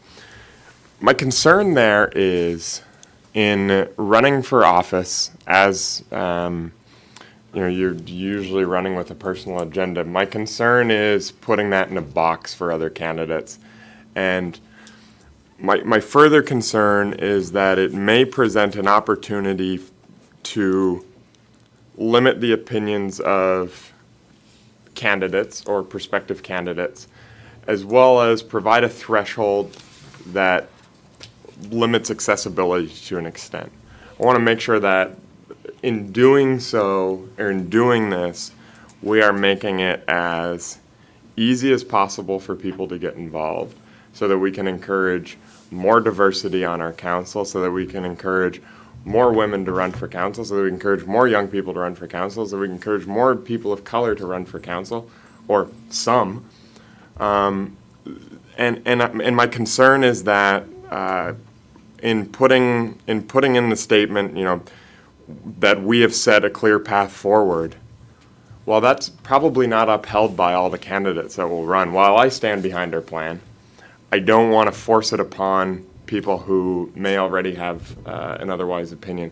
And that's what worries me. I'm still undecided as to how I'll go, but that's the concern that comes out obvious for me. So city manager put his light on it just to explain to council the thinking, okay, perhaps wrong choice of words, but the thinking behind that is we have growth plans, population growth strategies. We have fiscal plans, long-term financial plans, policies. We have 4 key reforms that we're looking for. If we could land them all in the next 3 months, that would be wonderful. Simply to present that type of pertinent information to potential candidates. If the next council wants to, change direction, bring new ideas, I suppose the policies with 2/3 of council was not meant to box anybody in, simply to provide, in fact, the opposite, to provide the pertinent information that council has set forth. And if the next council decides they want to change direction, that's the purview of the next council. So, City Manager, did you want to add any comments? Your worship, members of council, the public service has a very clear obligation in anything leading up to elections, and that is that the public service cannot offer any form of judgment on the merits of any of the arguments, of any of the campaigns or all that. You all understand that. So when I take a look at this motion and I focus in on the motion, not the preamble, the motion is quite clear. The motion talks about the common clerk, who is a public servant, providing information to possible candidates about the process of how to apply, what's involved, et cetera, and making all of the documentation that this council has worked on available to the candidates. That's where our role will end. I see no presentations given to the candidates that say, look how great our long-term financial plan is, or look how great this is, or whatever else. That would be inappropriate for the public service to do that. We will say, if you're interested in our long-term financial plan, it can be found here. And that's where our comments and our education of potential candidates would end, if that helps. Okay, thank you. Thank you, Councillor. Councillor McKenzie. Well, I had basically the same concern. I think the other thing, too, I would say is that, if the common clerk can just do a one-pager and say, here's where, we just had this presentation where everything we've got is online, right? And if you're interested, here's where you go to find out about our policies and procedures, instead of, tree after tree after tree being printed off. No. But, and Shirley's right, too. Sorry, the Deputy Mayor's right, too. We've gone down this road twice, and it's been excellent presentations, a partnership with New Brunswick Elections. So I have no problem with it. I guess it makes it a little more formal, but thank you. Thank you. Deputy. Well, it's not us. It's not us making the presentations. It'd be the common clerk and elections New Brunswick. That's fine. Yeah, I would envision myself, no incumbents. This is for potential new candidates. We can all go. Okay, Councillor Armstrong. Yeah, I just had one question. Who runs the actual meetings? That's Elections New Brunswick or us? The common clerk working with Elections New Brunswick, and we'll figure out the details. They'll present some parts of it, how you register, etc., which are things beyond our purview. But the common clerk would have a role to play, for example, explaining what the time commitment is, when council meetings are, those sorts of things. So it would be a combined presentation. And again, when it comes to the specific policies, priorities, etc., we're just referring them to what I would characterize as a virtual handbook. Right. Go here if you want more information. Thank you. Thank you. Councillor Norton. Yeah, thank you, Worship. I support. I think it's a good idea, and I didn't. I never gleaned from the motion that it was to somehow encourage staff to project their opinions on the work that we've done, right? And I'm getting a sense that some around there feel as though that was the intent of it. And I never picked that up. The spirit of that was not for staff to go ahead and project their feelings about whether council's work to date was good, bad, ugly, or whatever. I think it's good. I think it's prudent. I think it's constructive. I think what it does, Your Worship, is it provides prospective candidates that are looking at considering municipal office a good capture of the work to date, the jumping off, so to speak, of where we left off, for them as to whether or not they want to continue the ball, kick it this way, that way, or kick it back down to where we found it 4 years ago. That's up to them. But I like the fact that staff might be in a position, because of this motion, to capture the good work from my perspective, what has been done, not to project an opinion as to whether or not the balance of that work is negative or positive. Thank you. Yep, thank you. Yeah, and just one last comment from me, folks. Read an article in the CBC that it's really difficult to attract candidates to municipal politics. Said, hey, let's do something about it. Didn't realize we've perhaps done it in the past. I certainly didn't get to, maybe I missed it 4 years ago. I would have liked to had it 4 years ago. That's the spirit of this, and let's let the clerk and the Elections New Brunswick do their thing. Okay, great, thank you very much. So I'll call the question. All those in favor? Anybody contrary-minded? Not seeing any, thank you. And I'm gonna get you a microphone, sir. There you go, next item. Your Worship, 12.1 on your agenda is the Continuous Improvement Initiatives Update. Thank you. City Manager? Your Worship, we've seen this movie before. This first part of the presentation are the continuous improvement initiatives.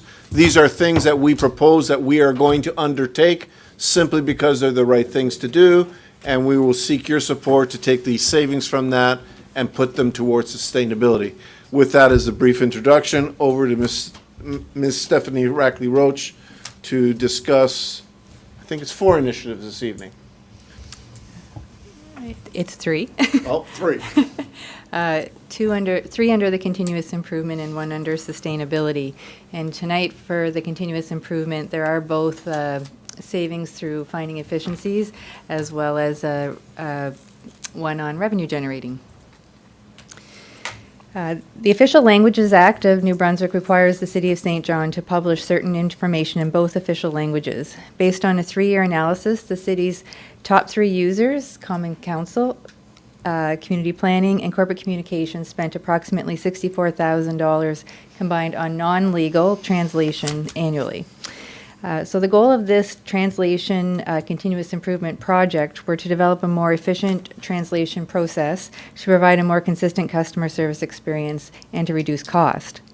The project focused on the non-legal translation of these top 3 users with the financial goal of reducing annual costs by 10%, or at least 10%. A request for proposals process resulted in 17 translation firms responding. 2 firms were actually selected based on competitive pricing and the specific requirements that the city had. In addition to contracting new translating firms with much better service rates, the project developed a standard operating procedure to allow to be followed by all service areas to create a more efficient translation process that provides consistent customer service across the organization. And corporate communications provides the ongoing support for that standing operating procedure. The overall cost reduction is estimated to be $23,000 annually based on what the current volume of those types of translations are. The second initiative is related to medical call response criteria. The City of St. John's Fire Service responds to approximately 3,500 calls annually for the Medical First Responder Service as part of its 6 service areas. The Provincial Medical Director, Emergency Health Services, Dr. Pichet, determined that based on the current medical first responder scope of call types, of possible stroke and seizure convulsion, those could be deferred solely to emergency medical service, that would be Ambulance New Brunswick, providers based on no improved patient outcome from medical first responder intervention. The St. John Fire Service currently responds to approximately 500 calls that meet these call criteria, and this initiative proposes that based on the information provided from Dr. Pichet, the service discontinue response to the identified criteria. By doing so, this will increase fire crew availability for calls where they may have a positive impact and will decrease fleet-related expenditures. The estimated cost reduction for this initiative is an annual savings of $10,000.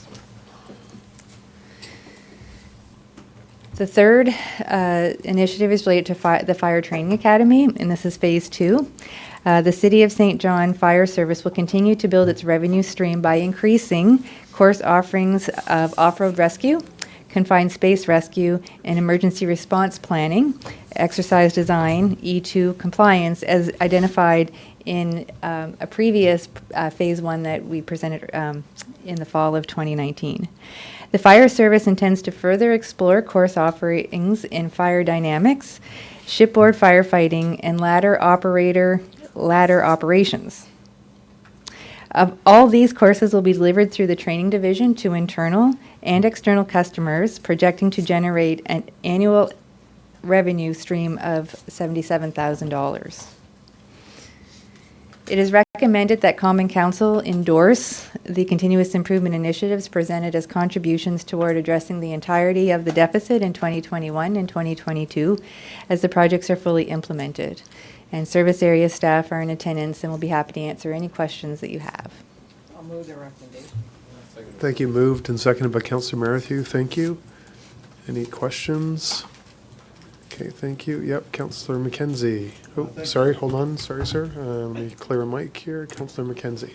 Thank you, Worship. So I'm looking at this, and there's, I mean, these are great initiatives. You know, when I add them up, the savings are pretty significant. But when we talk about exploring courses being offered by the fire department, Chief, you're going to generate that revenue after any labor costs are, so all the labor costs are included? Sorry. That would be net income. Net profit. Councillor. Yeah, awesome. Thank you. Excuse me. Thank you, Chief. Thank you, Councillor. Councillor Reardon. Thank you, Worship. The non-legal translation, is there official and unofficial translation as well? Just curious. So all official documents would be legal documents then? There are,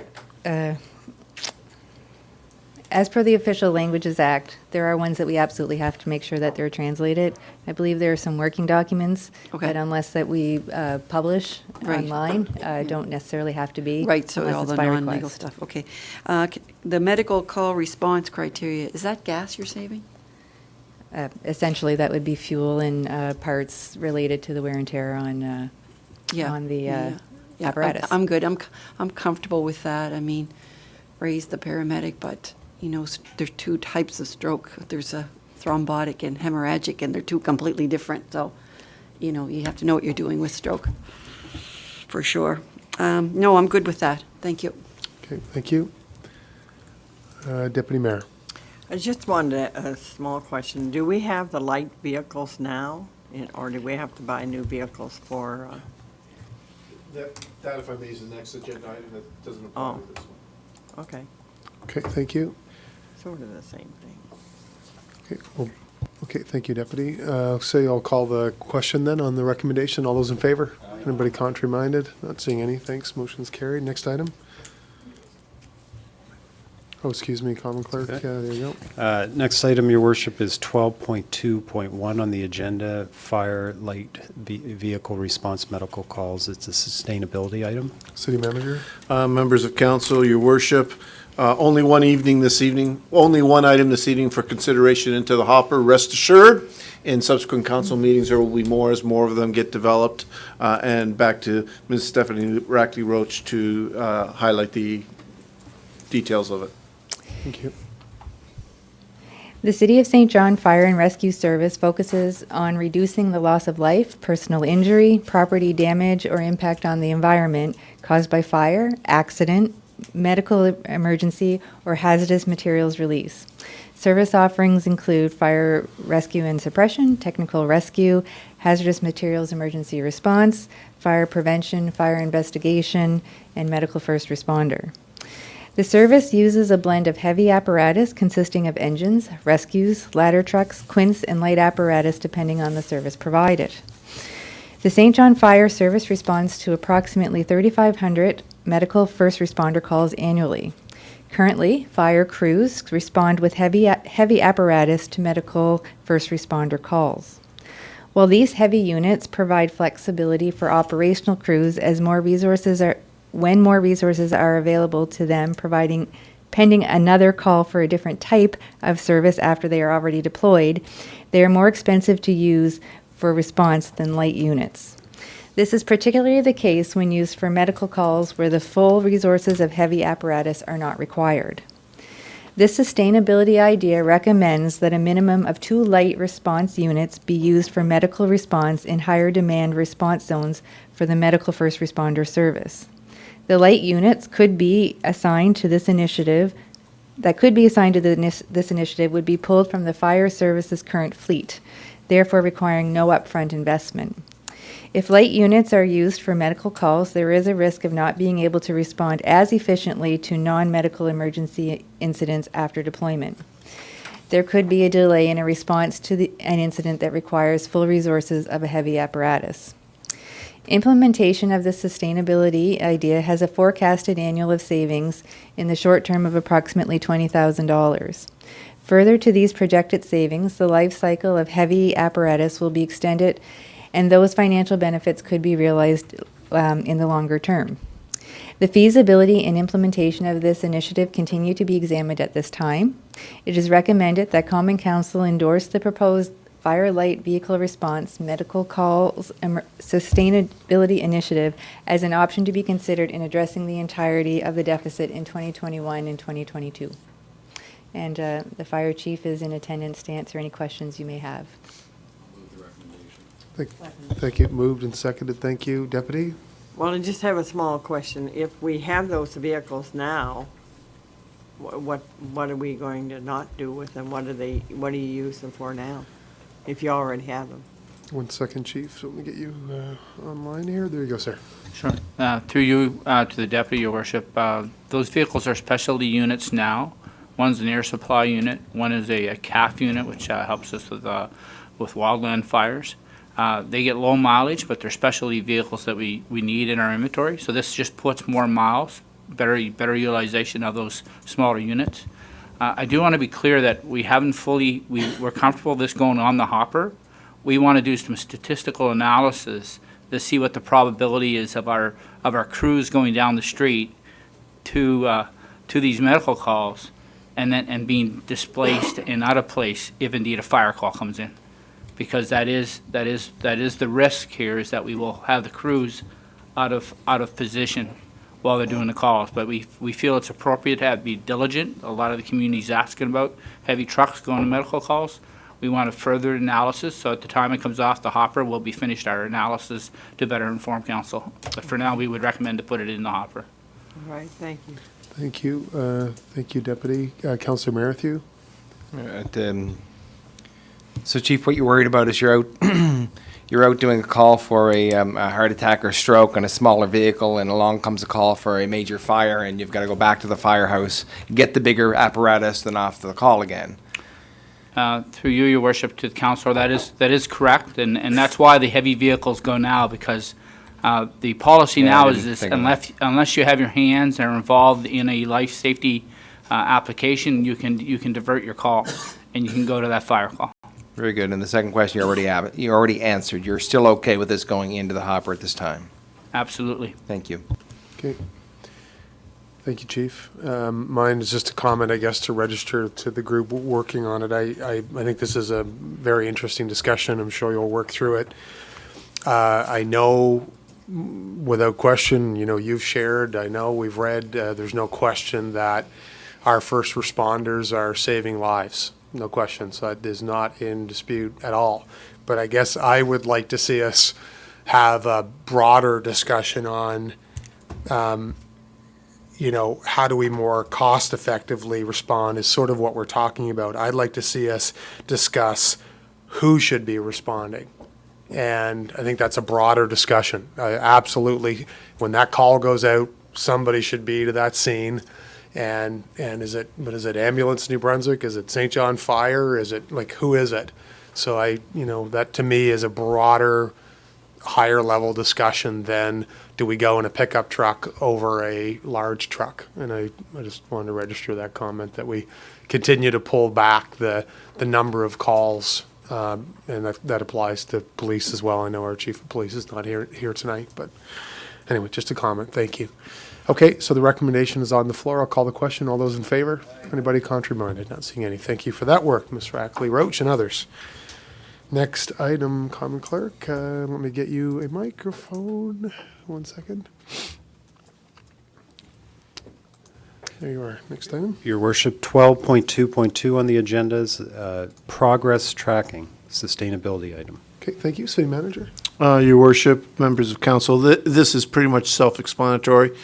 We promised you before Christmas that we would eventually come back to you with some sort of metric to show where you sit in terms of your decisions on sustainability initiatives, in terms of achieving our goal that we must achieve, which is addressing a $10 million deficit by 2021.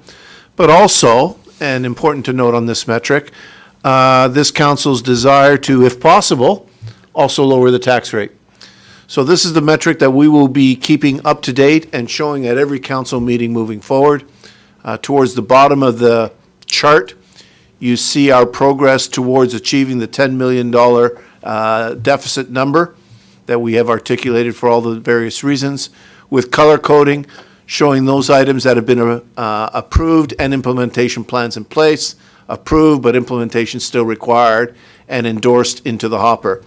To put examples to these, the green that you show on this slide, which is quite modest at this point, really are the continuous improvement initiatives where we're already acting on them. The majority of the blue at this point is the approved direction by council to address 50% of the deficit through workforce adjustments. So we will find that $5 million, but clearly how we go about finding that $5 million is still in discussion through collective bargaining and through other forums, and that's why it is not shown as green at this point. The yellows are those, as I mentioned, that are already in the hopper. We just threw another one in there this evening. And then the gray is the additional ideas that we're pursuing. And so in an ideal world, if it was all to materialize, we actually find ourselves in a situation where not only do we address the deficit, but based on the ideas and the analysis we are pursuing, you could also see a potential reduction in the tax rate. I clearly need to manage expectations about that, since there are a number of items that probably will not come to fruition.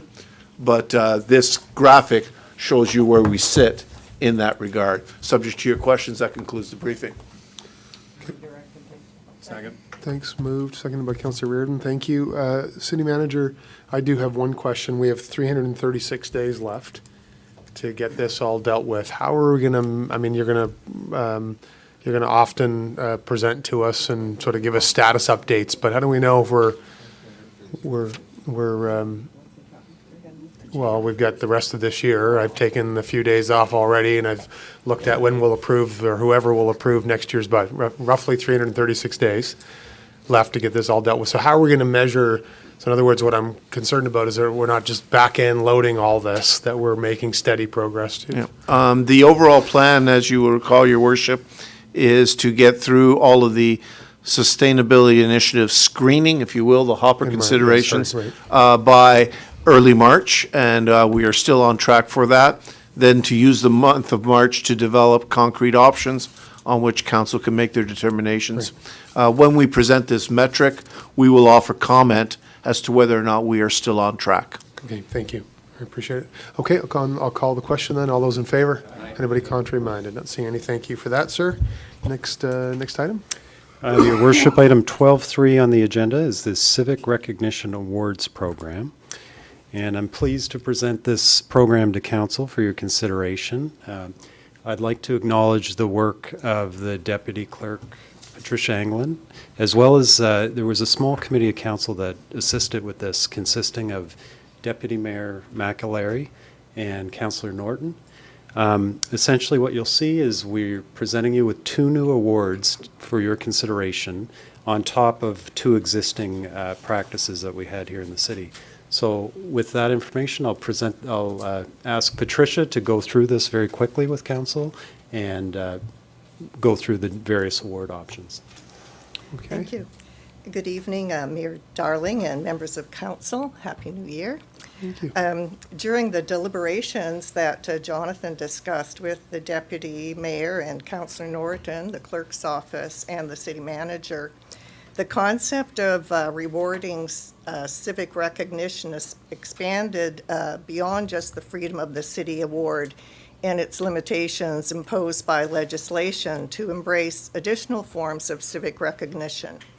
The awards proposed are intended to be flexible and inclusive for a variety of worthy recipients. The philosophy of what is suitable as a recognition award was also examined, and the report recommends that there is no financial benefit attached to the award.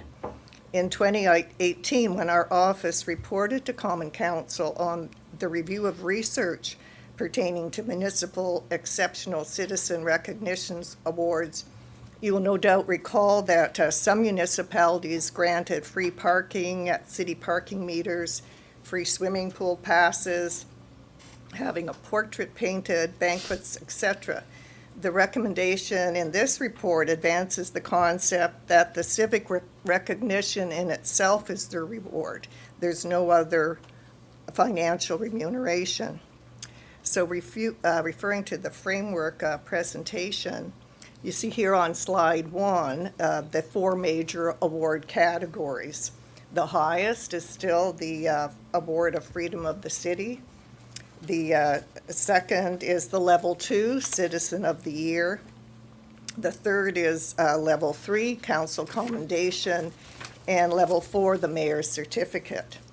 The distinction between the Level 2 award, the Citizen of the Year award, and the Level 3, Council Commendation should be clarified. The Citizen of the Year award is awarded to a resident of the city.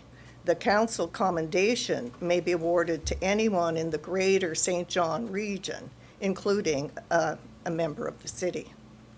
Online nomination forms for all the rewards will be made available. The suggested timeline for posting the new forms will coincide with our office updates on the Refresh City website. Certificate design, including a uniform template, will be provided, and flexible modifications may be made as requested or required. On slide 3, the highest award, the Freedom of the City.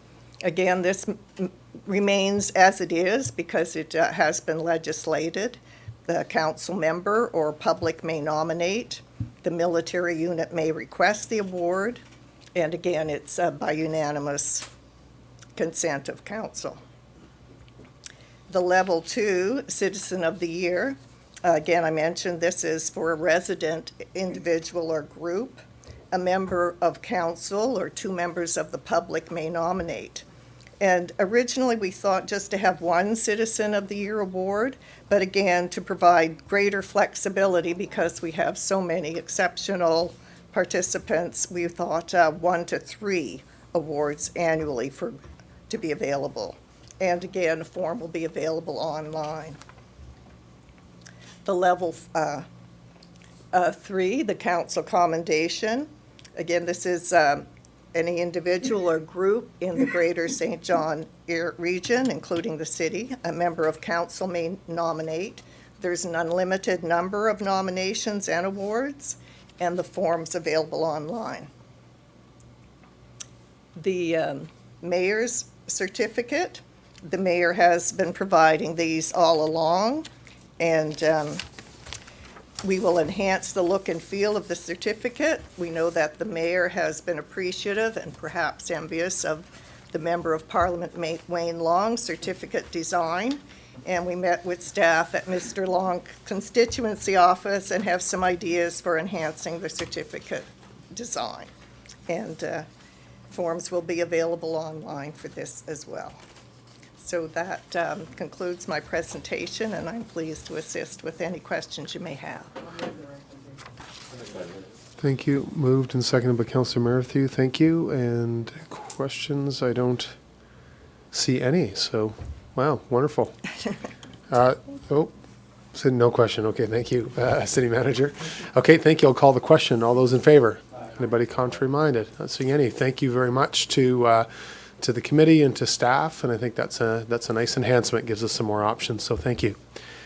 Common Clerk, next item. 12.4, Your Worship, is Work Priorities 2019 End-Year Report. Okay, thank you. City Manager. Your Worship, members of council, it's my pleasure this evening to table my end-of-year report on work priorities of the city staff for 2019. By way of background, sometime after my arrival last January, with the clear recognition that there is always too much work, not enough people, not enough time, the city staff went through a number of different sessions to prioritize the workload. And the number one priority in that prioritization effort, if I could say that, was to ensure that the work that we were going to undertake was well nested within council priorities and direction that we'd receive from council. The work plan, which is a city manager's document, was presented to council for information at that time, and we have been using that work plan to guide our efforts through 2019. I am very pleased to report this evening that the vast majority of that work plan was accomplished. And in fact, I draw your attention to the last 2 pages of the work plan, where there are literally 2 pages of additional itemized items that were not part of the initial work plan, that were also conducted during 2019, over and above what we would call our normal daily routine. I would like to go on record as thanking the staff for their tremendous efforts throughout the year, and more importantly, not only their effort, but their accomplishments. In my view as a city manager, their efforts and their accomplishments were nothing short of exceptional, and therefore it's my pleasure to present the end-of-year report for you this evening. At the next council session for information, because again, it is a city manager's report, at the next council session, I will be presenting for information the 2020 work plan and the work priorities. Subject to any questions you may have, that concludes the briefing. Thank you. I'll move we receive a bow and thank the city manager and staff for all the work that they did in 2019. Okay, thank you. Move, second, Councillor Hickey. Thank you, Councillor Reardon. I just want to reiterate that. I want to say thank you to the city manager and his staff. When I saw it on paper, it's pretty impressive. It's fantastic. It's a lot of work, and I guess that's why I feel so tired at the end of for another almost 8 years. But no, it's a lot of great work there, and like I said, when I opened my kit and I went through that, I couldn't believe it. You know, looking back through it all, it's a lot of work. Thanks.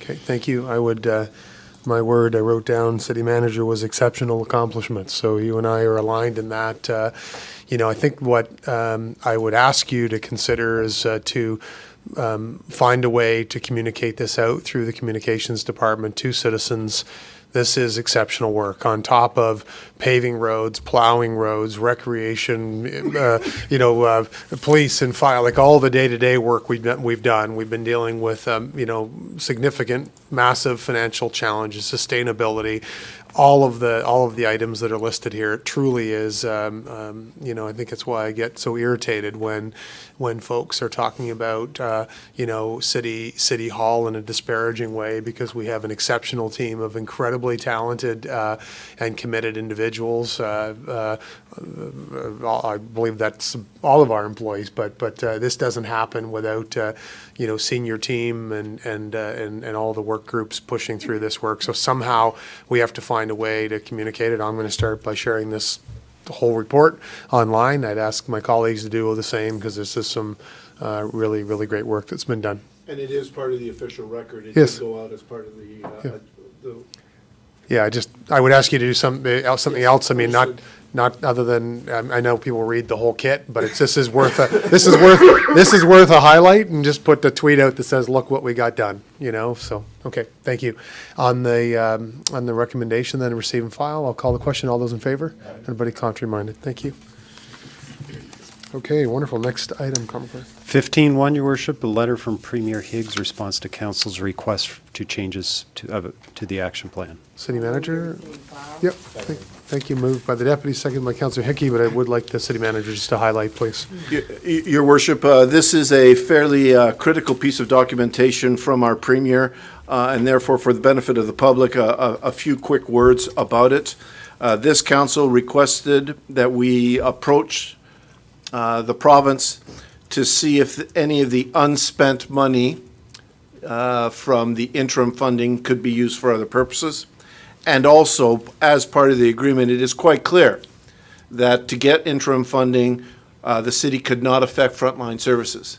And in 2020, as part of our restructuring efforts, we will be affecting frontline services, and therefore needed to ask permission from the province to do so in order to protect the interim funding for this year. The letter we have received back from the Premier at this point, first of all, recognizes and accepts that we can affect frontline services in 2020 in order to achieve our restructuring efforts, which is positive news for all of our sustainability efforts. Secondly, it recognizes and accepts and supports the notion that unspent money in this calendar year can be used to fund some of our restructuring efforts.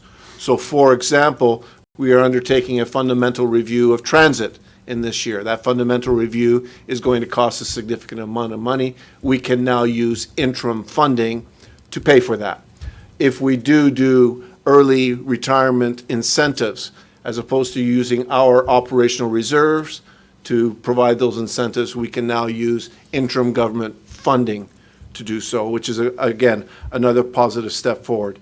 The one part that we were denied is to carry forward any of this money into 2021.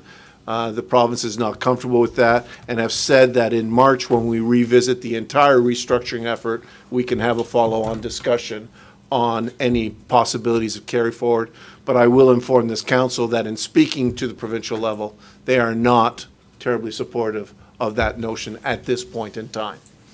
That concludes the information about the letter. So thank you, City Manager. Two elements of very positive news, and certainly the door is not fully closed. We'll see where we are by the end of March, but those first two pieces are very positive, and we thank the Premier and his colleagues for that. Okay, so receive and file. I'll call the question. All those in favor? Anybody contrary-minded? Not seeing any. Thank you. Next item.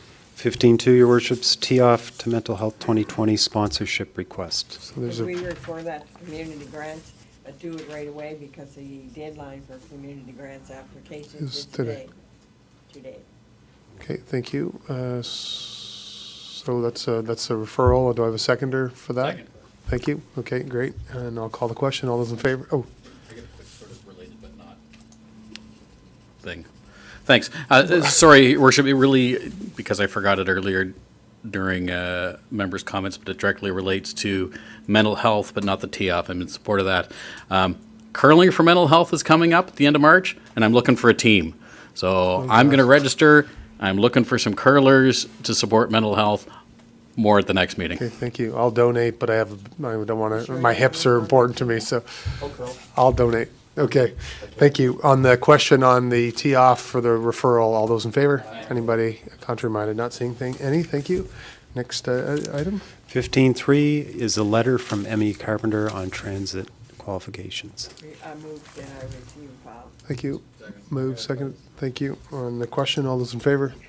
Anybody contrary minded, not seeing any? Thank you. Next item? 17.1, Your Worship's Freedom of the City report. It was tabled on December 2nd. It would require a motion to lift it. Okay, thank you. Sorry, I think it was somewhere. Councillor Hickey, thank you. Second by the deputy. And at one point, Councillor Strobridge got up for a minute, and I said, "Oh no, we're gonna miss it again." So thank you for coming back. Okay.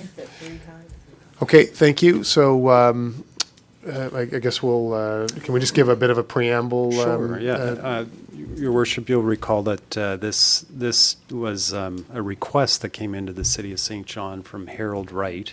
For council to consider awarding the Freedom of the City to the 403 Helicopter Operational and Training Squadron. Council does have a long history of awarding Freedom of the City to military units. Staff is supportive of this request and would be more than willing to work with the organization team. And should council choose to award Freedom of the City, we would be looking at a fall of 2020 or spring of 2021 timeframe to hold this event. And for anyone who hasn't been to one, it consists of typically a parade that's done in the downtown area, and it's quite impressive. The military does the majority of the organizing, and it would require some staff involvement. Okay, thank you. And can we, perhaps just loosely in the organizing, can we request that a helicopter land at the foot of King Street, since this is a helicopter squadron? Okay. That's a no, apparently. Yeah. Thank you. It's. Yes. You need someone to move it. That's correct. And Your Worship, just one small point, it does require unanimous consent of council. I'll move that we. Okay, thank you. Moved and seconded. Thank you. And on the question, I'll call. All those in favor? Aye. And no one opposed. Thank you. That's a unanimous decision. Thank you very much. Next item. And just two items left, Your Worship. They were forwarded from Committee of the Whole meeting, and the first would be 17.2, and it's budgetary direction to St. John Police Commission, and it would be a recommendation from the Committee of the Whole that this be communicated to the Police Commission, a 1.175 million annual in workforce-related cost adjustment be considered by the police association, by the police department. By the police commission. The commission, sorry, Yeah. Your Worship. Okay, thank you. Thank you. Moved and seconded by Councillor Merrithew. Thank you. Councillor Reardon? I'll just speak briefly on this. I am 100% on board with reducing the budget by 1.175 for police, because everyone will take a hit on the budget. Where I have a bit of a struggle with this is that it will be required from the police force through workforce adjustments and personnel policy changes, which is a how for me, and in governance, I just want to stick with the what, and I think they should figure it out on their own with their own budget. So that's where I am with this, and I guess I'm going to have to vote against this, but I do absolutely support that they have a 1.175 reduction in their budget. Okay, thank you. Deputy Mayor. Well, if we send this letter and they decide that there's some other way they can reduce their budget, I would think that we would give consideration to that, or no? City Manager? Your Worship, the Police Commission and the Police Force are already exploring other sustainability initiatives that will, in fact, reduce their budget in other areas.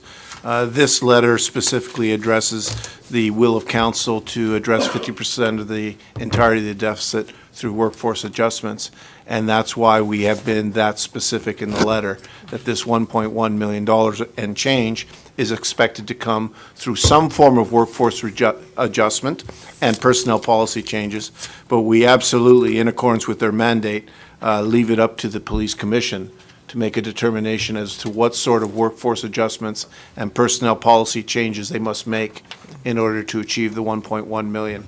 And that would include all, their whole entire workforce. Yes, it's the police commission, Not so it's just the the entire union. workforce, Okay. not just uniformed police officers or badged police officers. Okay, Okay, thank you. Okay, I'll call the question. All those in favor? Anybody contrary-minded? None? Okay, thank you.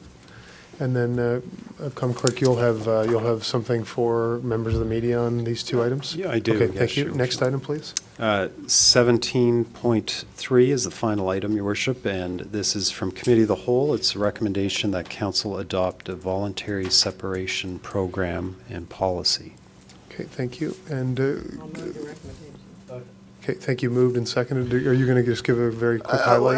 I don't think it's required, Your Worship. We are going to provide the entire report publicly after this meeting for this Okay. particular agenda item, and it's self-explanatory within that report. So it's an item, so new, basically it's policy, city manager, to go along with a directive and that you've talked about in previous meetings. in Yes, terms and of- to enable us to carry on with the restructuring efforts and the potential offering of select incentives for early retirement, Okay, for permanent reduction in workforce. for permanent reduction in workforce. Sorry, okay, thank you. Deputy Mayor? Well, I know I've asked before. I know the answer, but I just want to clarify it with the city manager that under this, that there will be no backfilling of the positions and there will be no bringing in of a contract person to do the job once we do a voluntary separation. That is correct. Thank you. Okay, thank you. On the question, all those in favor? Anybody contrary-minded? Not seeing any, thank you. Motion to adjourn, thank you. Question, all those in favor? Anybody contrary-minded? Thank you, folks. You just can't let that one go. No, because we already brought in a contract person, not for a voluntary retirement. I wasn't sure. You know, you did on the planning. Mr. He's a good guy, John. No, I know. But I don't. He was the bylaw. He's in here. conversion. No. He was brought in to I fill, just and want then to, she was I just want to make sure that. Call me out if I It's very important. I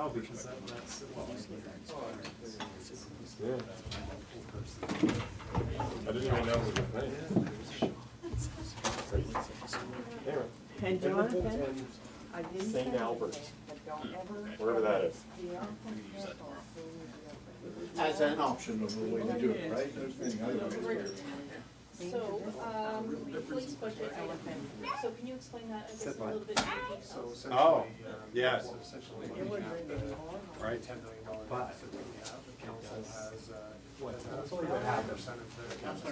You should those two, we got, she provided a recommendation. We have discussed about what we, Yeah, when he's the virtual council. I see But Yeah, no, that's what I'm trying to figure out, right? Yeah, I mean, like, you know, stroke, seizures, you know, ambulances, don't you Yeah, there's not much you can do. No, I mean, the budget is going to be reduced by that amount. To participate in. I probably should have given you a show sooner, but anyway, and then the only, one thing is some of our vulnerable neighborhoods, it's nice to be there to de-escalate. De-escalate the scene. well, one of the best things I like